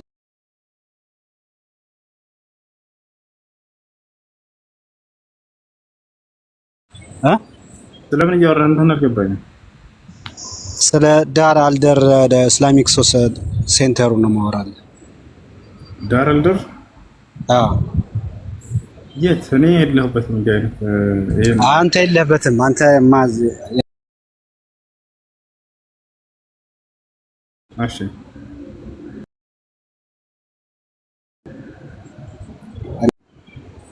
ኦኬ። ቁጥሬን ያው አንተ ሰጣቸው ነው። ኦኬ እስልምናን ተቀብለህ ምናምን ነው? አዎ ወላሂ እኔ እንጃ። እኔ ምናልባት እኔ ጋር እስልምና የተቀበሉ ልጆች ቢንት ሙስሊም የምትል ልጅ አለች። እንዲሁም ዛህራ ምናምን ከነሱ ጋር ነው የማገናኛችሁ። እዛ ያስገቡባችሁ ግሩፕ ካለ የምታውቁ ካላችሁ ይሄን ቆይ አንዴ ላስገባለች። ብቻ አንደኛዋ ነች እስልምና ሲቀበሉ ኢስላሚክ ኢንፎርሜሽን ሴንተር የሚሰሙ ኦኬ። ያው እና ቢንት ሙስሊም ገብታለች ስላለው ነገር ሚውታሽና እስኪ አሎ ሰላም አለይኩም ወራህመቱላሂ ወበረካቱ። ወአለይኩም ሰላም ወራህመቱላሂ ወበረካቱ። እንደዚህ የሚባል እኔም ሰምቻለሁ። የሆነች ልጅ ነግራኛለች። እሷ ኢማራት ነው ያለችው፣ ግን ልክ ነው ብለን አናስብም። እንደዛ እያሉ ወደ እንትን እንደሚወስዱ ማለት ነው። ዳረል ቢር ነው እንደ ወንድሜ ዳረል ቢር ነው። አዎ ዳረል ቢር። ኦኬ ዳረል ቢር። እሺ ምን ጀምራችሁ ነው እዛ? አዲስ ሙስሊም ስትሆን የሚሰጥ ኮርስ አለ ኦንላይን የክላስ አለ። እኔ ግን የኦንላይኑን ነው የወሰድኩት። ለምን ቅዳሜ ብቻ ነው ያለው፣ እሑድ ነው እረፍቴ በብዛት ማለት ነው። ኦኬ በዋትስአፕ አናግረዋል? አዎ በዋትስአፕ ላይ እየተከታተልኩ ነው። ሁሉን ነገር ጨርሻለሁ። በቃ በጣም ጥሩ። ዳረል ቢር። ኦኬ እኔ ዳር ያልኩት ዳረል ቢራ። ዳረል ቢር እስልምናን የተቀበላቸው ልጆች ኦንላይን የሚሰጣቸው እስላማዊ ትምህርት አለ። ምናልባት ወደፊትም ቀጣይነት ያለው ትምህርት ሊሆን ይችላል። እዚህ ትምህርት መከታተል የምትፈልጉ ሰዎች አናግሩ። ዳረል ቢር እንድትገባ አድርጋቸዋለሁ። እሺ እና ቀኑን መቀየር አይችሉም ወንድም። በተቻለ አቅም በዚያ ሰዓት ለመከታተል ሞክራለሁ። ወደ እሑድ ቀን ምን የለም፣ እሑድ ቀን መሆን አይችልም። የሚሰጠውን ትምህርት አንተ ቀኑን እንትን ቀይረህ በዚያ መከታተል ትችላለህ እንጂ ቀኑን ሊቀይሩት አይችሉም እነሱ። ምክንያቱም ለአንድ ግለሰብ ተብሎ ፕሮግራሙን አይቀይሩትም ቀኑ። እንዲሁም በጣም ዓለም ላይ ከኢትዮጵያም አለ ከሌሎችም ዓለም በዱባይ ላይ ያሉ የሚቀበሉ ሰዎች እንዲሁም በሌላም ሀገር ላይ በዚህ ስማቸው እንትን ይባልና ትምህርት እንዲከታተሉ ይደረጋሉ። የዚያን ሁሉ ህዝብ መከታተል የሚፈልጉ ሰዎችን ለአንድ ሰው ብሎ ፕሮግራሙን አይቀይሩትም። እሺ እስልምናን ተቀብላችሁ በዚህ ትምህርት ቤት መከታተል የሚፈልጉ ካላችሁ ሁሉ በውስጥ አናግሩኝ፣ እኔ እንድትገባ አድርጋቸዋለሁ። እሺ ሹክራን ሁሱ አመሰግናለሁ። ሰላም አለይኩም ወሰው ወአለይኩም ሰላም ወራህመቱላሂ ወበረካቱ። ሁሱ እኔ እንትን ፈልጌው ነው። አንድ ወንድ ልጅ ሴትን ልጅ ለማግባት ሲፈልግ ማለት ከፀጉሯን ከፍታ ምናምን እንዴት ነው ማየት የሚችለው? እስቲ ያለውን ነገር ግልጽ አድርገህ ንገረኝ። እሺ ፊቷን ነው ማየት የሚችለው። ፀጉር በሚለው በዑለሞች መካከል ኺላፍ አለ፣ ሁለት ሀሳብ አለ። እሺ እና ፊቷን ማየት ይችላል። ፊቷን ካላየ እንዴት ነው ሊያውቃት የሚችለው ይሄ ሰው? ነገር ግን ሊያያት ሲባል እዚህ ቦታ ላይ መስፈርት አለው። አንደኛው ምንድነው? ከመሕረም ጋር መሆን አለበት ወይ ሌላ ሶስተኛ ወገን መኖር አለበት። ብቻቸውን አንድ ወንድና አንድ ሴት አንድ ክላስ ተገናኝተው አይደለም። ወይ ወንድሟ ወይ አባቷ ወይ አያቷ ወይ አጎቷ አንድ ቤተሰብ ክፍል ቢሆን ይመረጣል። ያ አካል ጋር ሆነው ሄደው ፊቷን ያ አለቀ። ብቻቸውን ሳይሆንም ነብዩ ሰለላሁ ዐለይሂ ወሰለም ላ የኽሉወነ ረጁሉን ቢምራአቲን ኢላ ካነ ሳሊሱሁማ ሸይጣን ብለዋል። አንድ ወንድ ከአንድ ሴት ጋር ለብቻቸው አይሆንም ሶስተኛቸው ሰይጣን ቢሆን እንጂ ብለዋል። ሰይጣን በሰው ልጅ መካከል ገብቶ ሌላ ነገር ላይ እንዲወድቁ ሊያደርግ ይችላል እና ከዚያ ለመራቅ ሲባል ኢስላም ሶስተኛ ወገን ሊኖር ይገባል ብሎ ደንግጓል። ያ ነው። ሌላኛው ነገር በአካል መገናኘት ካልቻሉስ? በአካል መገናኘት ካልቻሉ ሊቀመጥ ነገር አንዴ በኢሞ ሊሆን ይችላል። መታየት አለቀ። መላክ ምናምን ሳይሆኑ ማለት ነው።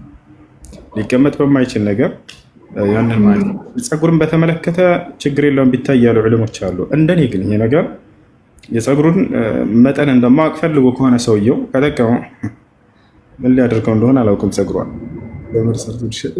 ምንድን ነው ለማንኛውም ማየት ማወቅ ፈልጋለሁ ካለ የፀጉሯን መጠን ትንገረው፣ የፀጉሯ መጠን ትንገረው እንጂ ያንን ገልጣ ማሳየቱ ጥሩ አይደለም። እሱ አይደለም። ያንን ትንገረው፣ እንዳትዋሸው። ማወቅ ከፈለገ ያለውን እውነታ መናገር ነው። ፀጉሯ ወርዶ ከጆሮዋ በላይ ከሆነ አይ ረጅም ነው ብላ እንዳትዋሸው። በቃ ያለውን መናገር፣ ያለውን ማመስገን ነው ባለው። እሺ ሌላ ጥያቄ አለሽ? እሺ አዎ አንዴ ሌላኛው ጥያቄ ደግሞ አሁን እዚህ ብር ማለት ስራ ስንሰራ ለባሎቻችን ብር አንሰጥም ብንል መብታችን ነው። ያለ መስጠት መብት አለ። እሺ ግዴታ የለብንም። እስቲ ይሄንን ባልና በሚስት መካከል ያለ ገንዘብ ለሶስት ይከፈላል። ልብ በሉ፣ በባልና በሚስት መካከል ያለ ገንዘብ ለሶስት ይከፈላል። አንዱ የሌላውን ሐቅ እንዳይበላ ይጠንቀቅ። የመጀመሪያው እንደው ሊያውቅ የሚገባው ነገር ከአላህ ፊት ያስጠይቀናል። ባል ሚስቱን፣ ሚስት ባሏን አላግባብ ማለት ነው። እሺ ለሶስት ይከፈላል። አንደኛ የባል ንጹህ የሆነ የራሱ የሆነ ገንዘብ ምንም የሚስት ቅልቅል የሌለበት ንጹህ የሆነ የራሱ ገንዘብ። ይህ የራሱ ገንዘብ ነው። በዚህ ላይ መብት አላት ወይ ሚስት ከተባለ መብት የሚኖራት ጊዜ አለ። ምክንያቱም ሚስቱ ናቸው የማስተዳደር ኃላፊነት ስላለበት ለእርሷ ማንኛውም የሚያስፈልጋትን ነገር የምትበላው፣ የምትጠጣው፣ መጠለያ፣ ለሁሉ ነገር ማውጣት አለበት። ልጆች ከወለደ ለልጆቹ ሁሉ ማስተዳደር ያለበት እሱ ነው። ከዚያ ውጭ ግን ከሱ ገንዘብ ያለ እርሱ ፈቃድ አንስታ በጣም ብዙ የሆነ ገንዘብ ለቤተሰብ ሊሆን ይችላል ለውጭ ሰው ለመስጠት የዛኔ ልታስፈቅደውና ልትነግረው ይገባል። ገብቷቸዋል አይደለ? ነገር ግን ትንሽ ገንዘብ እስከሆነ ትንሽ ገንዘብ ለምሳሌ ውጭ ላይ መጣና የሆነ ሰው እንዳው የትራንስፖርት አጥቼ ነው የሚሄድባት አለ። ባል የዛኔ የለም ልበል፣ ሚስት ናት ያለችው። በዚህ ጊዜ ለጥቂት ገንዘብ ከሆነ ባል ቢያውቅ ራሱ ያንን የማይቆጣበት የገንዘብ አይነት ጥቂት ገንዘብ ከሆነች አንስታ ያለ ፈቃዱ በተሰጠም ችግር የለውም። በጣም ብዙ ከሆነ ገንዘብ ባል ቢያውቅ ያንን ነገር የሚቆጣበት የሆነ ከፍ ያለ ገንዘብ እስከሆነ የዛኔ ያለ እርሱ ፈቃድ አይሆንም። ልታስፈቅደውና ልትነግረው ይገባል። ገብታችኋል አይደል? አንደኛ ይሄ ነው። ሁለተኛ የሚስት ንጹህ የሆነ የራሱ ገንዘቧ ምንም የባሏ ቅልቅል የሌለበት ይህ ገንዘብ ደግሞ የራሷ ገንዘብ ነው። በዚህ ላይ ባል ሐቅ አለው ወይ መብት አለው ወይ? በፍጹም የለውም። የሚስት የንጹህ የራሷ ገንዘብ ከሆነ በዚያ ላይ ምንም መብት የለውም። መብት የሚኖረው በአንድ ጊዜ ብቻ ነው። እሱ መቼ ነው? ለሐራም ነገር አውላለሁ ካለች፣ አይ የራሴ ገንዘብ ነው አምጥቼ እንደፈለኩ ጠጣለሁ ብትም አይሆንም። የመከልከል ሐቅ አለው፣ አይቻልም። ታቻለ አይደል? ክፉል ሆነ ነገር አድርጋለሁ ካለች እዛኔ ይከለክላታል። መልካም ነገር አድርጋለሁ ካለች ምንም መከልከል አይችልም። ለአባቴ እሰጣለሁ ገንዘብ ብትል አይከለክልም። ለእናቴ ልላክ አይከለክልም፣ አይችልም። ለፈለገችው መልካም ነገር ማለት ትችላለች። ለድሃዎች ሰደቃ መስጠት ብትፈልግ አይከለክልም። ከልከል ሐቅ የለው። የራሷ ገንዘብ ነው።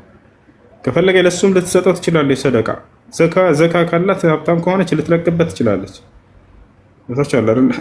ያ ነው የመህሯን ገንዘብ መልሳን ከበቃው አሳዘንክ ልትለቅበት ትችላለች።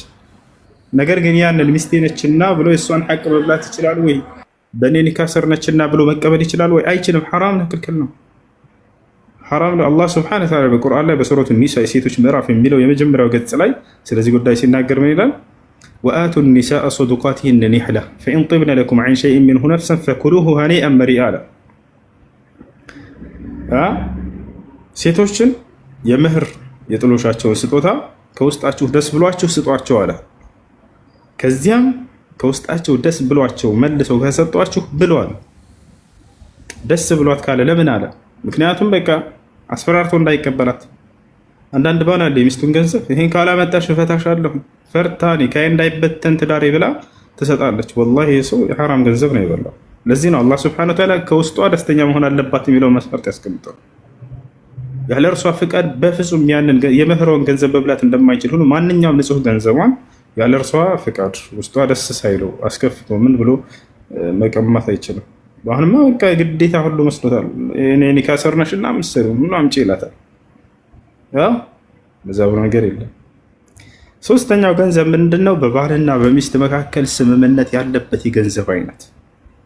ስራ ስትገባ ጊዜ እኔም ሰርቼ አንቺም ሰርተሽ የጋራ እናድርግ እንደግ ብሎ ስምምነት አቀረበላት። እሺ ብላ ተስማማች። ልብ በሉ፣ አለመስማማት ትችላለች ወይ? ሐቅ አላት። አይ እኔ አልፈልግም ብትል መብቷ ነው፣ ያን ገንዘቧን ማለት ነው። እሱ ግን ያንን የማቅረብ ሐቅ ነው ያለው። እንዲህ ብናደርግ ምን ይመስልሻል? እሺ ብላ ከተስማማች በቃሏ መገኘት አለባት። المسلمون على شروطهم كما قال النبي صلى الله عليه وسلم ሙስሊሞች በስምምነታቸው ይገኛሉ ብለዋል። ስለዚህ በዚያን ጊዜ እሱም ሰርቶ የሚያመጣ ከሆነ የዛኔ እሷም ሰርታ ታመጣለች። እሺ እንደዚህ ተስማምተውስ እሱ ቁጭ ብሎ ቤት በቃ አንቺ ተስማምተሻልና አምጪ ማለት ይችላል? አይችልም። እሱ በቃሉ አልተገኘማ። ያንን ሰርቶ ቢያመጣ እሷም ሰርታ ታመጣለች። እንዳጠቃላይ የጋራ ገንዘብ ከሆነ የዛኔ እሱም ያለ እርሷ ፍቃድ እርሷም ያለ እርሱ ፍቃድ ከዚያ ገንዘብ ማንሳት አይችሉም። በዛ እያጠራቀም ከሆነ ቦታቸዋል አይደለ? እኩል መብት ነው ያላቸው፣ እኩል መብት ነው ያላቸው። ይሄ ነው። እሺ እሱ የመጨረሻ አንድ ብቻ አሁን ለምሳሌ እዚህ ሀገር ስንኖር ለወንድሞቻችን ለቤተሰቦቻችን ብር እንልካለን። ያ ያላክነውን ብር ደግሞ የሆነ ሰዓት ላይ ታቆማለህ። ሁል ጊዜ አንችልም ማላክ ለቤተሰብ ሰው እነሱ ደግሞ ሊቆጡ ይችላሉ። ብር እንደ መጀመሪያው አይደለሽ ምናምን አይነት ነገር እና ይሄ ዝምድና መቁረጥ ይባላል ወይ? በተለይ እኛ ሴቶች ላይ ስንሆን ቤተሰብ ወንድም ምናምን እስቲ ትንሽ ይሄንን አይባልም። ሴት ልጅ ወንድሟን የመቀለብ ግዴታ የለባትም። በመሰረቱ ወንድ ልጅ ነው እህትን የመቀለብ ግዴታ ያለበት። ለምን እናትና አባታችንን ሁላችንም ካለን ለመስጠት ኃላፊነት አለብን። ልብ በሉ፣ የእናትና የአባት ለብቻ፣ እናትና አባት። ነቢያችን ሰለላሁ ዐለይሂ ወሰለም ጋር የሆነ ወላጅ መጣና አንቱ የአላህ መልእክተኛ ሆይ አባቴ ገንዘብ እንድሰጠው ይጠይቀኛል፣ ሁሌ መስጠት አለብኝ አላቸው። አንተ ወማሉከ ሊአቢክ አሉት ነቢ ሰለላሁ ዐለይሂ ወሰለም። አንተም ገንዘብህም የአባትህ ንብረት ናችሁ እኮ አሉት። ያ ማለት ምን ማለት ነው? ለአባትህ የሚያስፈልገውን ወጪ የመስጠት ግዴታ አለብህ ማለት ነው። ዋጅብ ነው። ሰውየው አቅሙ ካለው ከራሱ የሚተርፍ ከሆነ ለወላጆቹ የመስጠት ግዴታ አለበት። ወንድምና እህትህንስ? ሴት ልጅ ለወንድሟ የመስጠት ግዴታ የለባት። ወንድ ልጅ ግን ለእህቱ የመስጠት ግዴታ አለበት። ለምንድን ነው ይሄ የተደረገው? በውርስ ጊዜ ታስታውስ ከሆነ ወንድ ልጅ የሴት ልጅን እጥፍ ይውሰድ ተብሏል አይደለም? ወሊዘከሪ ሚስሉ ሐዚል ኡንሰየይን አለ። ዝም ብሎ በከንቱ አይደለም። አላህ ለወንድ ልጅ 2 እጥፍ ይሰጥ የተባለው እህቱን የማስተዳደር ኃላፊነት ስላለበት ነው። ከአባቷ በኋላ እንደ ሁለተኛ አባቱ ነው። ገብታችኋል አይደል? ዝም ብሎ በከንቱ አይደለም 2 የተደረገለት። እዚያ ላይ ሴቶች ተበድለዋል ወይ እንዳትሉ፣ ግማሹ የእህቱ ማስተዳደሪያ ግዴታ ስላለበት ነው። ግማሹ እህቱን የማስተዳደር ኃላፊነት ስላለበት ነው። እሷ ላይ ቢሆን ኖሮ እሷ ላይ ቢሆን ኖሮ ኃላፊነት የተጫነው፣ ስለዚህ 2 እጥፍ የሚደርሳት እሷ ነበረች ማለት ነው። አላህ ሱብሓነሁ ወተዓላ ማንንም አልበደለም። ለሁላቸውም የሚገባቸውን ሐቅ ላይ ያደረገው። እህቱን እንደ አባቱ ላይ የማስተዳደር ኃላፊነት አለበት። ብትታመም ማሳከም፣ ብትራብ ማብላት አለበት። ሁሉ ነገር የማሟላት ኃላፊነት ይኖርበታል ከዚያ በኋላ። ለዚያ ሌላ 2 እጥፍ የተደረገበት 2 ምክንያት ነው። አንደኛው ምክንያት እሱ ነው። ችግርተኛ እስካልሆነች የዛኔ አይኖርበትም። ሁለተኛው ምንድነው?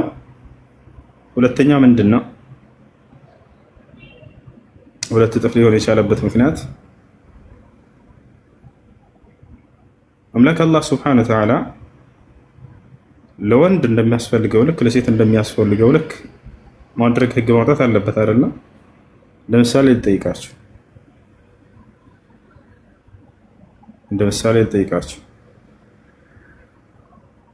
አንድ አባት 2 ልጆች አሉት እንበል። አዲስ አበባ ላይ ነው ያሉት። በዛ ካለፋችሁ ሰላም በሏቸው። እሺ 2 ልጆች አሉት እንበል። ሁለቱም 12ኛ ክፍል ጨረሱና ዩኒቨርሲቲ ለመሄድ ተዘጋጁ፣ አልፈዋል እንበል። አንደኛው ልጅ የደረሰው አፋር ክልል ነው። ሌላኛው ልጅ የደረሰው ደግሞ እዚያው አዲስ አበባ ዩኒቨርሲቲ ነው። ይህ አባት ይበልጥ ገንዘብን ብዙ አድርጎ የሚሰጠው አዲስ አበባ ዩኒቨርሲቲ ለደረሰው ነው ወይንስ አፋር ክልል ለደረሰው? ወይንስ እኩል ነው ሊሰጣቸው የሚገባው? እስኪ መልሱልኝ። ገስት ላይ ያላችሁ መለስ ትችላላችሁ። ኮሜንቲው ላይ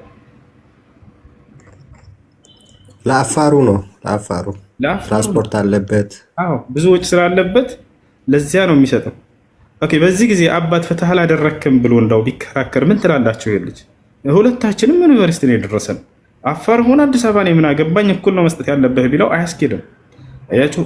አሁንም ልክ እንዲሁ ባል ማነው ወንድና ሴት ቢሆኑ ወንድና ሴት ወንድምና እህት አሉን በል ንብረት አለ። ሁለቱም በሚያገቡ ጊዜ ኃላፊነት በጣም የሚበዛበት ማን ነው? የገንዘብ ወጪ ወንድሟ ነው ወይንስ ሴትየዋ ነች? መልሱ። ማን ነው ብዙ ወጪ የሚበዛበት ኃላፊነት በጣም የሚኖርበት? ወንድ ልጅ ነው። ሲያገባ ጊዜ ለሚስቱ የሚያወጣው ወጪ ነው። አዎ የሚስቱን የማስተዳደር ኃላፊነት እሱ ላይ ነው ያለበት። እህቱስ ምን አለባት? 5 ሳንቲም የለባትም። ባሏን እሷ ነች እንዳውጥታ የምታስተዳድረው? በፍጹም አይደለችም። ስታገባም ጊዜ 5 አታወጣም፣ አብራም ስትኖር 5 አታወጣም እህቱ። ብዙ ኃላፊነት ግን ያለው በሱ ላይ ነው። ለዚህ ነው አላህ ሱብሓነሁ ወተዓላ ለወንድ እጥፍ 2 ያደረገለት። አንደኛ ለዚህ ነው። ሁለተኛ እህቱን የመንከባከብና እርሷን የማስተዳደር ኃላፊነት ስላለበት ነው ከአባቷ በኋላ። ለዚህ ነው ኢማሙ አሕመድ ብን ሐንበል ረሒመሁላህ ተዓላ ምን ይላሉ? ታላቅ ዓሊም ናቸው። እርሳቸው ወንድ ልጅ እህቱ ብትቸገር ገንዘብ ወጪ ቢያስፈልጋት የመስጠት ግዴታና ኃላፊነት አለበት እያሉ ይናገራሉ። እህት ግን የለባት።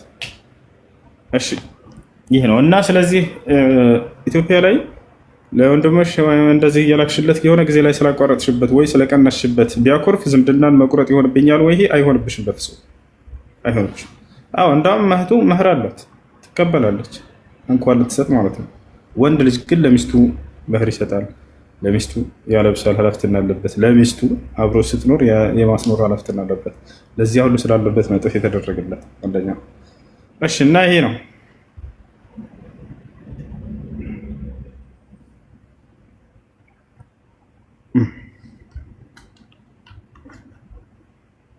السلام عليكم ورحمة الله وبركاته. وعليكم السلام ورحمة الله وبركاته.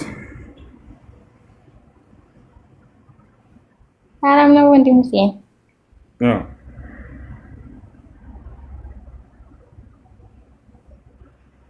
አንድ ወንድሜ ነበረ እዚህ ሸሃዳ መያዝ ነው እንኳን አይፈልግ ነበረ እና እሱን አናግረው مرحبا ግን እየፈራ አትፍራ። ሰላም እንዴት ነህ?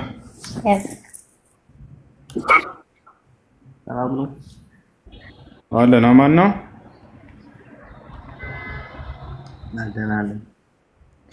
እሺ እስልምናን መቀበል ፈልገህ ነው? አዎ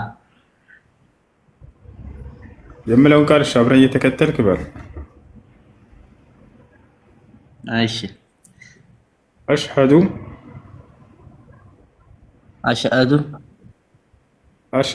ሳይሆን አሽሀዱሃ አሽሀዱ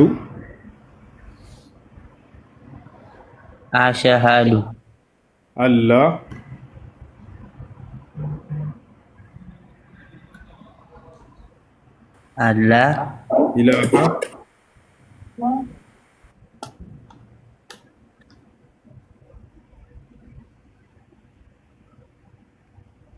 ኢላሃ ኢለላህ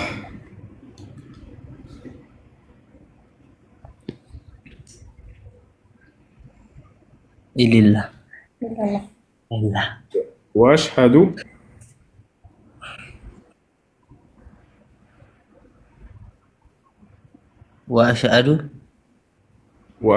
ሳይሆን እንደ ቅድሙ ወአሽሀዱ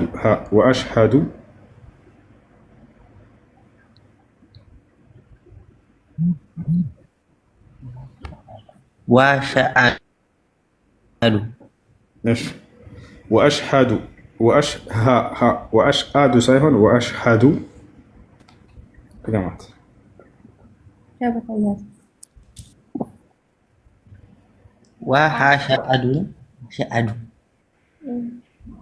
አነ ሙሐመደን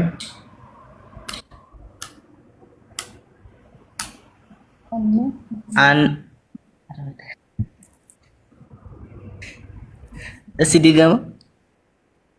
አነ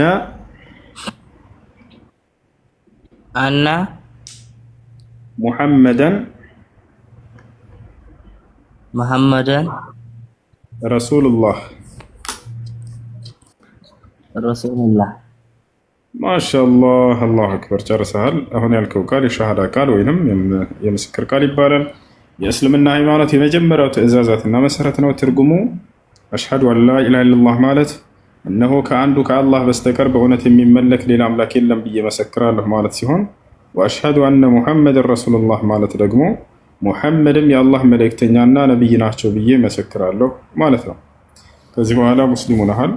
አንድ ሰው እስልምና ከተቀበለ በኋላ ሻወር እንደወስድ ታዟል፣ ለሶላት ራሱን ዝግጁ ያደርግ ዘንድ። ሁለተኛው የእስልምና መሰረት ደግሞ አሁን ላመንከውና ለመሰከርከው ለአንድ አምላክ ብቻ መስገድ ነው። ነቢዩ ሙሐመድ ሰለላሁ ዐለይሂ ወሰለም ሲናገሩ ምን አሉ? ቡኒየ ልእስላም ዐላ ኸምስ ሸሃደተን ላ ኢላሃ ኢለላህ ወአነ ሙሐመድን ረሱሉላህ ወኢቃም ሰላህ ወኢታእ ዘካ ወሶም ረመዳን ወሐጅ በይቲላህ ልሐራም መን ስተጣዕ ኢለይሂ ሰቢላ አሉ። እስልምና በአምስት ዋና ዋና መሰረቶች ላይ የተመሰረተ የሆነ ሃይማኖት ነው ካሉ በኋላ የመጀመሪያው መሰረት ምንድነው አሉ? ከአንዱ አላህ ከአላህ በስተቀር በእውነት የሚመለክ ሌላ አምላክ የለም ብሎ መመስከር። ከዛ በመቀጠል ነቢዩ ሙሐመድ ሰለላሁ ዐለይሂ ወሰለም የእርሱ መልእክተኛና ነቢይ መሆናቸውን መመስከርና ከዚያም ለእርሱ ለአንዱ አምላክ ለአላህ ብቻ መስገድ የሚለው ነው። ሶላትን ትጀምራለህ ማለት ነው። ስለ ሶላት ታስተምራለች እህትህ። ስምህ ማን ነበር? ሞላ። ሞላ። እሺ ስምህን እኔ ላውጣልህ ወይስ አንተ ያዘጋጀኸው ስም አለ? ኧረ ያዘጋጀሁታል። ማን የሚል ስምሽ ንገረኝ። ጀማል። ጀማል። ጀማል ማሻአላህ ጥሩ ስም ነው። ከዚህ በኋላ ስምህ ጀማል ነው። ማሻአላህ ወንድማችን በሶላት አሰጋገድ ታስተምራለች። አስተምሮሽ እና ሶላት ይጀምር። እሺ እሺ ሀኑ መርሐባት። ሰላም አለይኩም። ወአለይኩም ሰላም ወበረካቱ። ሙሱ እንዴት ነህ? አላ አልሐምዱሊላህ። አልሐምዱሊላህ። ሙሱ ሁለት ጥያቄ ነበረኝ። አንደኛው አጭር ነው። ስጁድ ላይ በሰላት ስጁድ ላይ የመጨረሻው ረካ ላይ ዱዓ ሲደረግ አይኔን ብጨፍን ችግር አለው? ማለት አይኔን መጨፈር እንዴት ይታያል? እሺ قال الإمام ابن القيم الجوزية رحمه الله تعالى إغماض العينين في الصلاة ليس من هدي النبي صلى الله عليه وسلم. صلاة በምትሰግዱ ጊዜ አይንን ማጨፈን ከነብዩ ሰለላሁ ዐለይሂ ወሰለም መንገድ አይደለም። ያ ማለት ሲሰግዱ ጊዜ ነብዩ ሰለላሁ ዐለይሂ ወሰለም ያጨፍኑ ነበር የሚል አልተገለጸም። ነብያችን ሰለላሁ ዐለይሂ ወሰለም ደግሞ ሲናገሩም ብለዋል ሰሉ ከማ ረአይቱሙኒ ኡሰሊ ብለዋል። ልክ እኔ ስሰግድ እንዳያችሁኝ አድርጋችሁ ስገዱ አሉ። ሲሰግዱ ጊዜ ያጨፍኑ ነበር ወይ የሚለውን ስናይ ያጨፍኑ ነበር። ነገር ግን ሰው ላይ መጨረሻው ላይ እኮ ነው ሊሰላመት ስል ዱዓ ማደርገው መጨረሻ ላይ ዱዓ ለማድረግ በሁሉም በሶላት ጊዜ እንዴ ማጨፈኑ ተገቢ አይደለም። እሺ ኦኬ። እሺ አንድ ድድገም። እሺ አሁን ከዚህ ቦታ ላይ ቆይ አንዴ። እሺ ተራጀፈና ግን ሶላቱ ውድቅ ይሆናል ወይ? ላ ውድቅ አይሆንም። ነገር ግን ይሄንን ማድረጉ አስፈላጊ አይደለም ነው። አጨፍነው ከሆነ ሶላቱ ተበላሽቷል ማለት አይደለም። እሺ እሺ የመጨረሻ ጥያቄ አባቴ አላህ ይርሐመው የሞተው ረመዳን ሊገባ ሳምንት ሲቀረው ነው ማለት ነው። እሺ ከኛ ጋር አልነበረም። ያንኛ ሲሞት ነው ተጠራ ነው ይሄድ ነው ማለት ነውና ረመዳን ካሚል ይጾም አይጾም የምናውቀው ነገር የለም። ያው ሊቀረው ስለሆነ ኢድ ሊገባ ሳምንት ሊቀረው ነውና አሁን ለሱ መጾም ግድ አለብን ወይስ ደግሞ የሚሰጥ ነገር እንዴት ነው አለ? እሺ ጾም ካለበት ያንን የመጾም ያንን እንድትጾሙለት ይገባል። ነቢያችን ሰለላሁ ዐለይሂ ወሰለም መን ማተ ወዐለይሂ ቀዷእ ሚን ረመዳን ሳመ ዐንሁ ወልዩሁ ብለዋል። የረመዳን ቀዷ ያለበት ሳይጾም የሞተ ሰው ቤተሰቦች ይጾሙለት ብለዋል። ያ ጀማ የገጠር ማሽ የለም እንደዛ አስመስለኝ ላይ አንደስተ እሺ ሙሱ ምን አለ መሰለህ እኛ አሁን የነገረን ሰው የለም። ወም ዘውጅቲን የነገረን ሰው የለም። እሺ ከሌለበት እንደዚህ ካላስታወሳችሁ ምናልባት አልነገሩንም። ከሞተ ወሩን ሙሉ ሳይጾም ከሞተ እናንተ እንግዲህ እንደምትሉት ያን ተከፋፍላችሁ መጾም ትችላላችሁ። ተከፋፍላችሁ መጾም ትችላላችሁ። ወይኔ ብቻ ያን ጾም እንደታለፋችሁ ትችላላችሁ። ለመጾም ችግር የለብንም፣ ግን የነገረን ሰው የለም። እነሱ ነገር አልፈለጉም። ምን መሰረት አድርጌ ልመልስልሽ? ነበረበት ወይንስ አልነበረበት? እኮ ነው የምልህ። እኛ የምናውቀው ነገር የለም። እኛ የምናውቀው የሳምንት አንድ ያዘላችሁ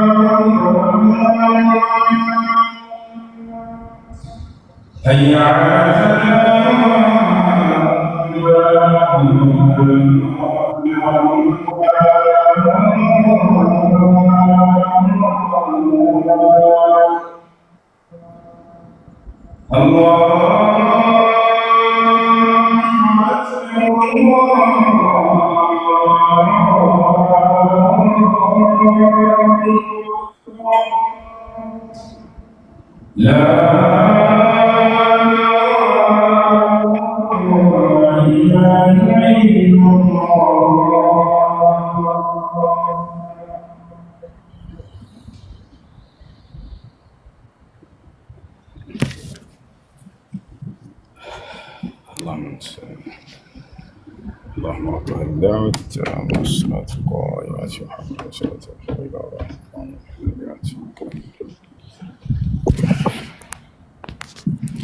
እሺ ሌላኛው ጥያቄ ምን ነበር?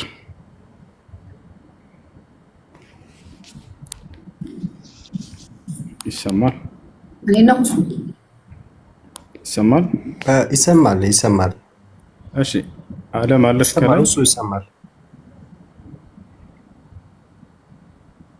ዓለም ይሰማሻል ከላይ?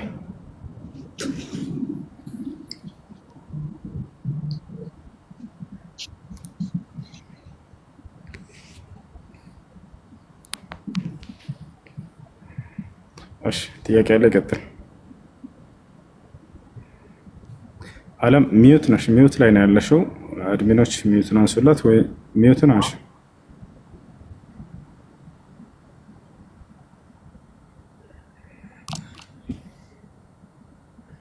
እሺ ጥያቄ አለሽ ቀጥሉ።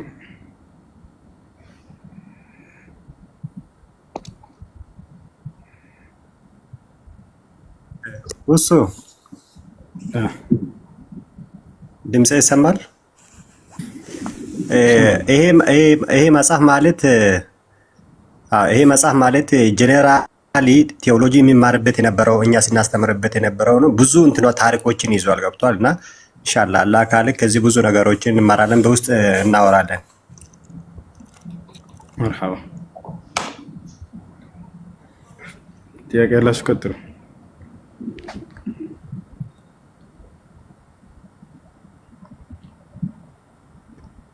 ሰላም አለይኩም። እሱ ኢንተሳር ለምን አረድሻት? ወአለይኩም ሰላም። እሺ ወንድምዬ እኔ እንኳን ጥያቄ አይደለም ያለኝ፣ አንድ እናት አንተን እንዳናገረ አስተያየት እንድሰጥ ስለፈለጉ ነውና አጋጣሚ ታክሲ ላይ ያገኟቸው እናት ነው። እየሰራ ያለውን ነገር አላህ መልካም ስራህን ይውደድልህ ብለውሃል። አደራ ስላሉኝ ነው ወንድምዬው፣ መናገር ላይ ይጠበቅብኝ ይችላልና እያደረክ ያለው ተጽዕኖ ቲክታክ አለሙ ላይ ብቻ ሳይሆን እኛ ትላልቅ እናቶች ላይም ተጽዕኖ ፈጥራቸዋል። በሆነ አጋጣሚ ፕሮቴስታንቶች መጥተው ሊሰብኩ ሞክረው ነበርና ከሁሱ በተማርናት ትንሽ ነገር መልሰናቸዋልና ስራህን ቀጥልበት የሚል መልእክት አስተላልፏል። አንድ ፖይንት ደግሞ እንደ ምክር አስቀምጧል። ወንድምየው ማንሳት ይችላል ከፈቀድክልኝ? ይችላል። አዎ ያሉት ትልቅ እናት ናቸው። አንዳንዴ እነዚህ ቄሶች ትላልቅ ሰዎች ሊመጡ ስለሚችሉ ከቻልክ አንቱ በላቸው ያለው ነው ያሉኝና እንደዚህ ስራህ ግን መልካም ነገር ነው። ወላሂ በጣም በጣም ደስ ብሏቸዋል። እሳቸውም እየተማሩ ነው። ምናልባት እዚህ ውስጥም ሊኖሩ ይችላል አላውቅም። እኔ ታክሲ ላይ ነው ያገኘኋቸው። ሰው ቀጥልበት ብለዋል። በርታ ወንድሜ። እቺን ለኔ የመጣሁት መርሐባ። እሺ በዚህ አጋጣሚ እኔ በባህሪ ከትልቅ ሰው በጣም እወዳለሁ። ትልቅ ሰው በጣም አከብራለሁ፣ በጣም እወዳለሁ። ከትልቅ ሰው ስር ቁጭ ብላችሁ ነገር ትማራላችሁ። የህይወትን ውጣ ውረድ አይተዋል። እኛ ያላየነውን ብዙ ነገር አይተዋል። ከትልቅ ሰው ግርና ከህፃን ልጅ ጋር መቀመጥ በጣም እወድ ነበር። ህፃን ልጅ ምንም ክፉ ነገር ያላየ ንጹህ ነው። ከሱ ብዙ ትማራላችሁ። ትልቅ ሰው የህይወት መከራዎችን ሁሉ አልፏል፣ አይቷል። ከሱም ብዙ ትማራላችሁ። እና ህፃን ልጅ ጋርና ትልቅ ሰው ጋር መቀመጥ በጣም ደስ ይለኝ ነበር። ተተዓለሙና منهم الحكمة ጥበብን ትማራላችሁ። ህፃን ልጅ ከጓደኞቹ ጋር ሊቀያየም ይችላል። በኋላ ግን ያ ይረሳዋል። ውስጡ ንጹህ ነው፣ ክፉ ነገር አያስብምና ሲናገርም ሲያደርግ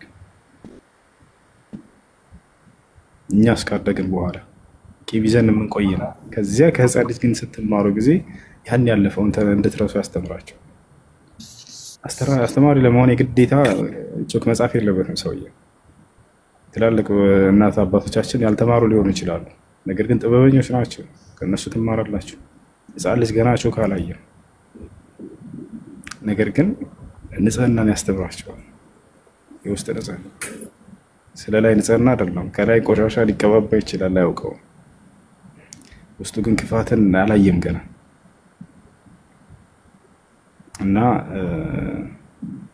ትላልቆችን ልክ እንደ አባት እንደ እናቴ፣ ህፃናቶችን ልክ እንደ ልጆቼ፣ ኩያዎቼ እንደ ወንድም እንደ ወዛቼ ሁላችን እንደዚህ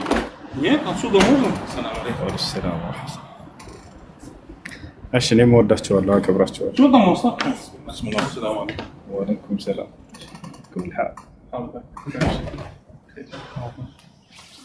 እሺ ጥያቄ አለ? ይቀጥል።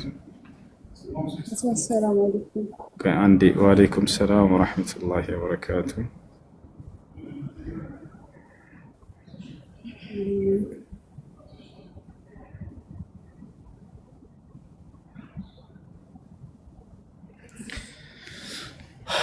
ያ ሰላም። እሺ ጥያቄ አለ? ይቀጥል። በቃ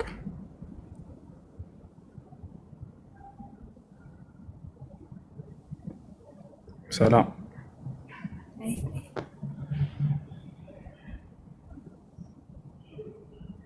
ወይ ሰላም አለይኩም። ወአለይኩም ሰላም ወራህመቱላህ።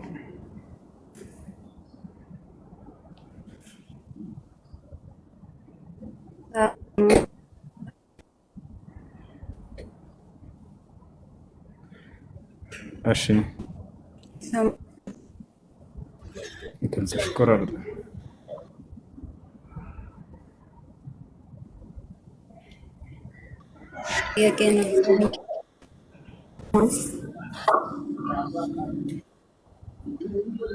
ምን ቁርአን መስማት እንዴት ይታያል? በኤርፎን አዳምጥ። ከፍታዩ ሰዎች የሚንጫጩና የሚያወሩ ከሆነ እንደሱ መሆን የለበትም። አላህ ሱብሓነሁ ወተዓላ በሱረቱል አዕራፍ ላይ ሲናገር ምን ይላል? ወኢዛ ቁሪአ አልቁርአን ፈስተሚዑ ለሁ ወአንሲቱ ለዐለኩም ቱርሐሙን ይላል። ቁርአን በሚነበብ ጊዜ እርሱን አዳምጡት ይታዘንላቸውም ዘንድ ጸጥ በሉ ዝም በሉ ይላል። ስለዚህ ቁርአንን ከፍቶ ከጎን መጮህ ማውራት ተገቢ አይደለም። ጸጥ ብለን እንድናዳምጠው እንድናስተነትነው ዘንድ ነው። ነገር ግን ሰዎች የሚጮሁበት ቦታ ከሆነ የዛኔ አትክፈተው ቁርአን። ምናልባት ከከፈትክም በኤርፎን አዳምጥ። እሺ خير ان شاء الله ማለት ስለ ኡዱያ አንድ አይል ብትነግር والله اعلم። ኡድህያ ስለ ኡድህያ ነው። ያው ስለ ኢዳል አዳ አድራረክ። እሺ የኡድህያ እርድ እስልምና ሃይማኖት ከቀደምት ነብያት ተግባር ጋር የተያያዘ ነው። አንደኛው የሚያያይዘው ምንድነው? የውድህያ እርድ ነው። የውድህያ እርድ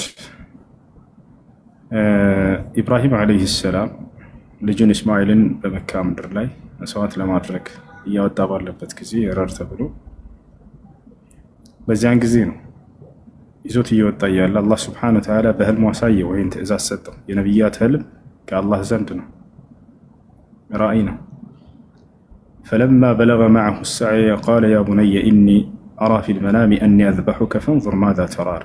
قال يا أبت افعل ما تؤمر ستجدني إن شاء الله من الصابرين. فلما أسلما وتله للجبين وناديناه أن يا إبراهيم قد صدقت الرؤيا إنا كذلك نجزي المحسنين إن هذا لهو البلاء المبين وفديناه بذبح عظيم وتركنا عليه في الآخرين سلام على إبراهيم كذلك نجزي المحسنين إلى وبشرناه بإسحاق نبيا من الصالحين وباركنا عليه وعلى إسحاق ومن ذريتهما محسن وظالم لنفسه مبين إلى إبراهيم عليه السلام الله سبحانه وتعالى لفتنه ሰዎች አምነናል ብለው በምድር ላይ አይተው ፈተና አለባቸው። ሐታ ነብያት አሐሲበ الناس أن يتركوا أن يقولوا آمنا وهم لا يفتنون አላህ ሲናገር ምን አለ በሱረቱል አንከቡት ላይ ሰዎች አምነናል ብለው ዝም ብለው ሳይፈተኑ የሚተው ይመስላቸዋልና ወለቀድ ፈተና الذين من قبلهم በእርግጥም ከነርሱ በፊት ያሉትንም ፈትኛለሁኝ አለ። አያችሁ የኢብራሂም ዓለይሂ ሰላም ፈተና በልጁ ነበር። ለምን በልጁ መፈተን አስፈለገ? ኢብራሂም ዓለይሂ ሰላም ልጅ አይወልድም ነበር፣ አልወለደም። ምክንያቱም ሚስቱ ሳራ ልትወልድ አልቻለችም። ሀጀር ዓለይሂ ሰላምን አገባ። በስተርጅና ልጅ አላህ ሱብሓነሁ ወተዓላ ሰጠው። ኢብራሂም በጣም ተደሰተ። ዘሩ እንዲቀርለት ይፈልግ ነበር። ልጅን ወለደ። አላህ ሱብሓነሁ ወተዓላ ይህን በስንት መከራ ያገኘውን ልጁን ሂድና እረድ ብሎ አዘዘው። በስንት መከራ ጌታ ተደስቶ ኢብራሂም ዓለይሂ ሰላም ልጅ አገኘሁኝ ብሎ ዘሬ ሊቀርልኝ ነው ከኔ በኋላ ብሎ ሲያስብ ፈተና የሚመጣው በመጀመሪያ ልጅ ነው፣ ሁለተኛ አይደለም። ያገኘው በዚያ ሲደሰት ኢብራሂም ዓለይሂ ሰላም ሂድና ልጅህን እረድ የሚል ትእዛዝ መጣበት። فلما بلغ معه السعي ከእርሱ ጋር የሚንቀሳቀስበት የሚሮጥበት እድሜ ላይ በደረሰ ጊዜ በልጁ በጣም ደስተኛ በሆነ ጊዜ ኢብራሂም ዓለይሂ ሰላም ህልምን አሳየው። አላህ በልጅህን እረድ የሚል ትእዛዝ በህልሙ ህልሙና የለክ ጠዋት ሲነጋ ጊዜ ወደ ልጁ ወደ እስማኤል ጋር መጣ። ያ ቡነየ ኢኒ አራ ፊል መናሚ አኒ አዝበሑክ፣ ልጄ ሆይ እኔ በህልሜ አንተን ሳርድህ አይቻለሁ። ይሄ ደግሞ የአላህ ትእዛዝ ነው፣ ምን ላድርጋለሁ? የእስማኤልን መልስ ተመልከቱ። ምን አለ እስማኤል?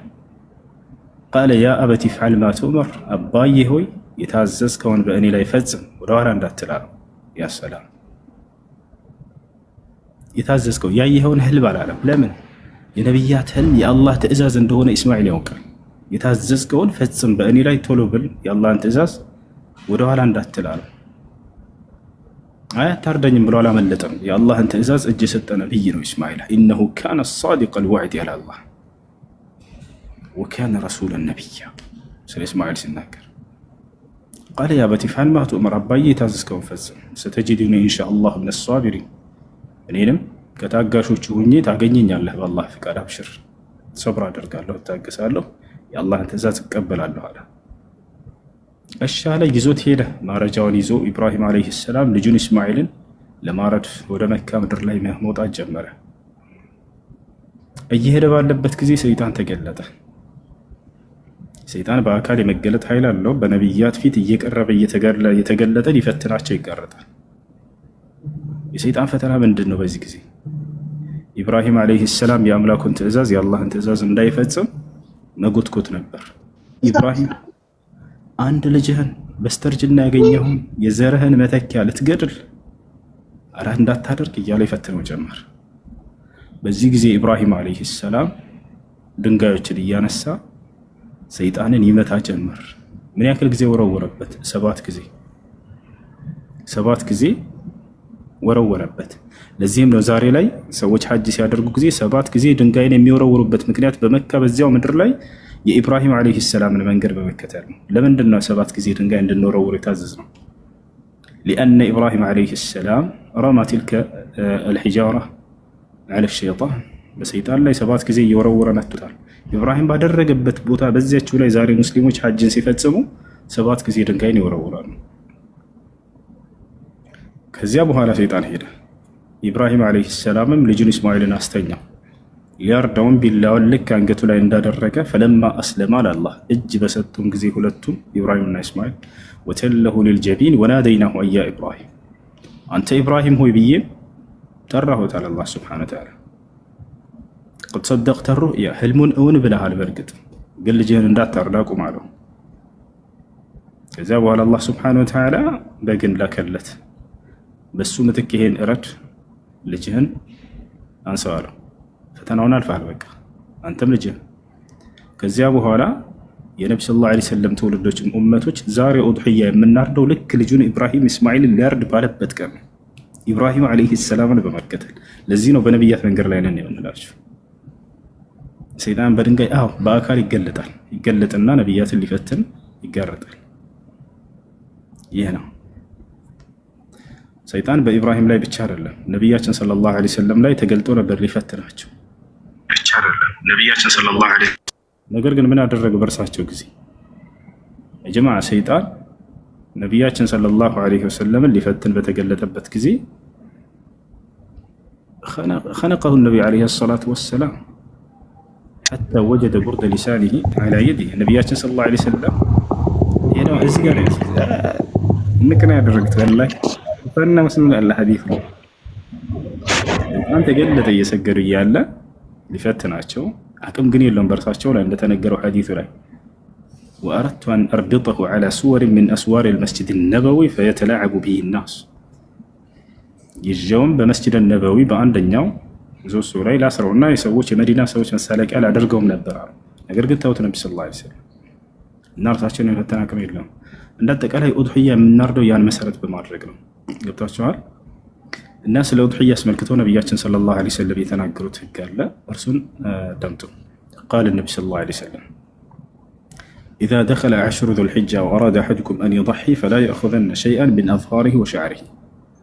يأسرتوا يذو الحجة كناتوش بقبو قزي كأن أنت يذو الحجان أردال لهم بلو ينيت الناس سبسو أدرا كتقرم هنا كتفرون داينا كالو يا يمناردو سوا مالتنا. إذا شعال سلازي يعيد كدرس سواينك ميستنا لجوش منام تقرير لهم يعني እሺ የሚታረደው መቼ ነው ከተባለ ከሶላት በኋላ ነው። ብዙ ሰው ከሶላቱ በፊት አርዶ ይሄዳል ወደ ሶላት፣ የኢድ ሶላት ላ የኢድ ሶላት ሰግዶ ከተጨረሰ በኋላ ነው የሚታረደው። እሺ ልጆች አንድ መስገድ እንቀጥላለን። ሰላም ወራህመቱላሂ ወበረካቱ። እንቀጥላለን። ሰግድ እንደዚህ መስገድ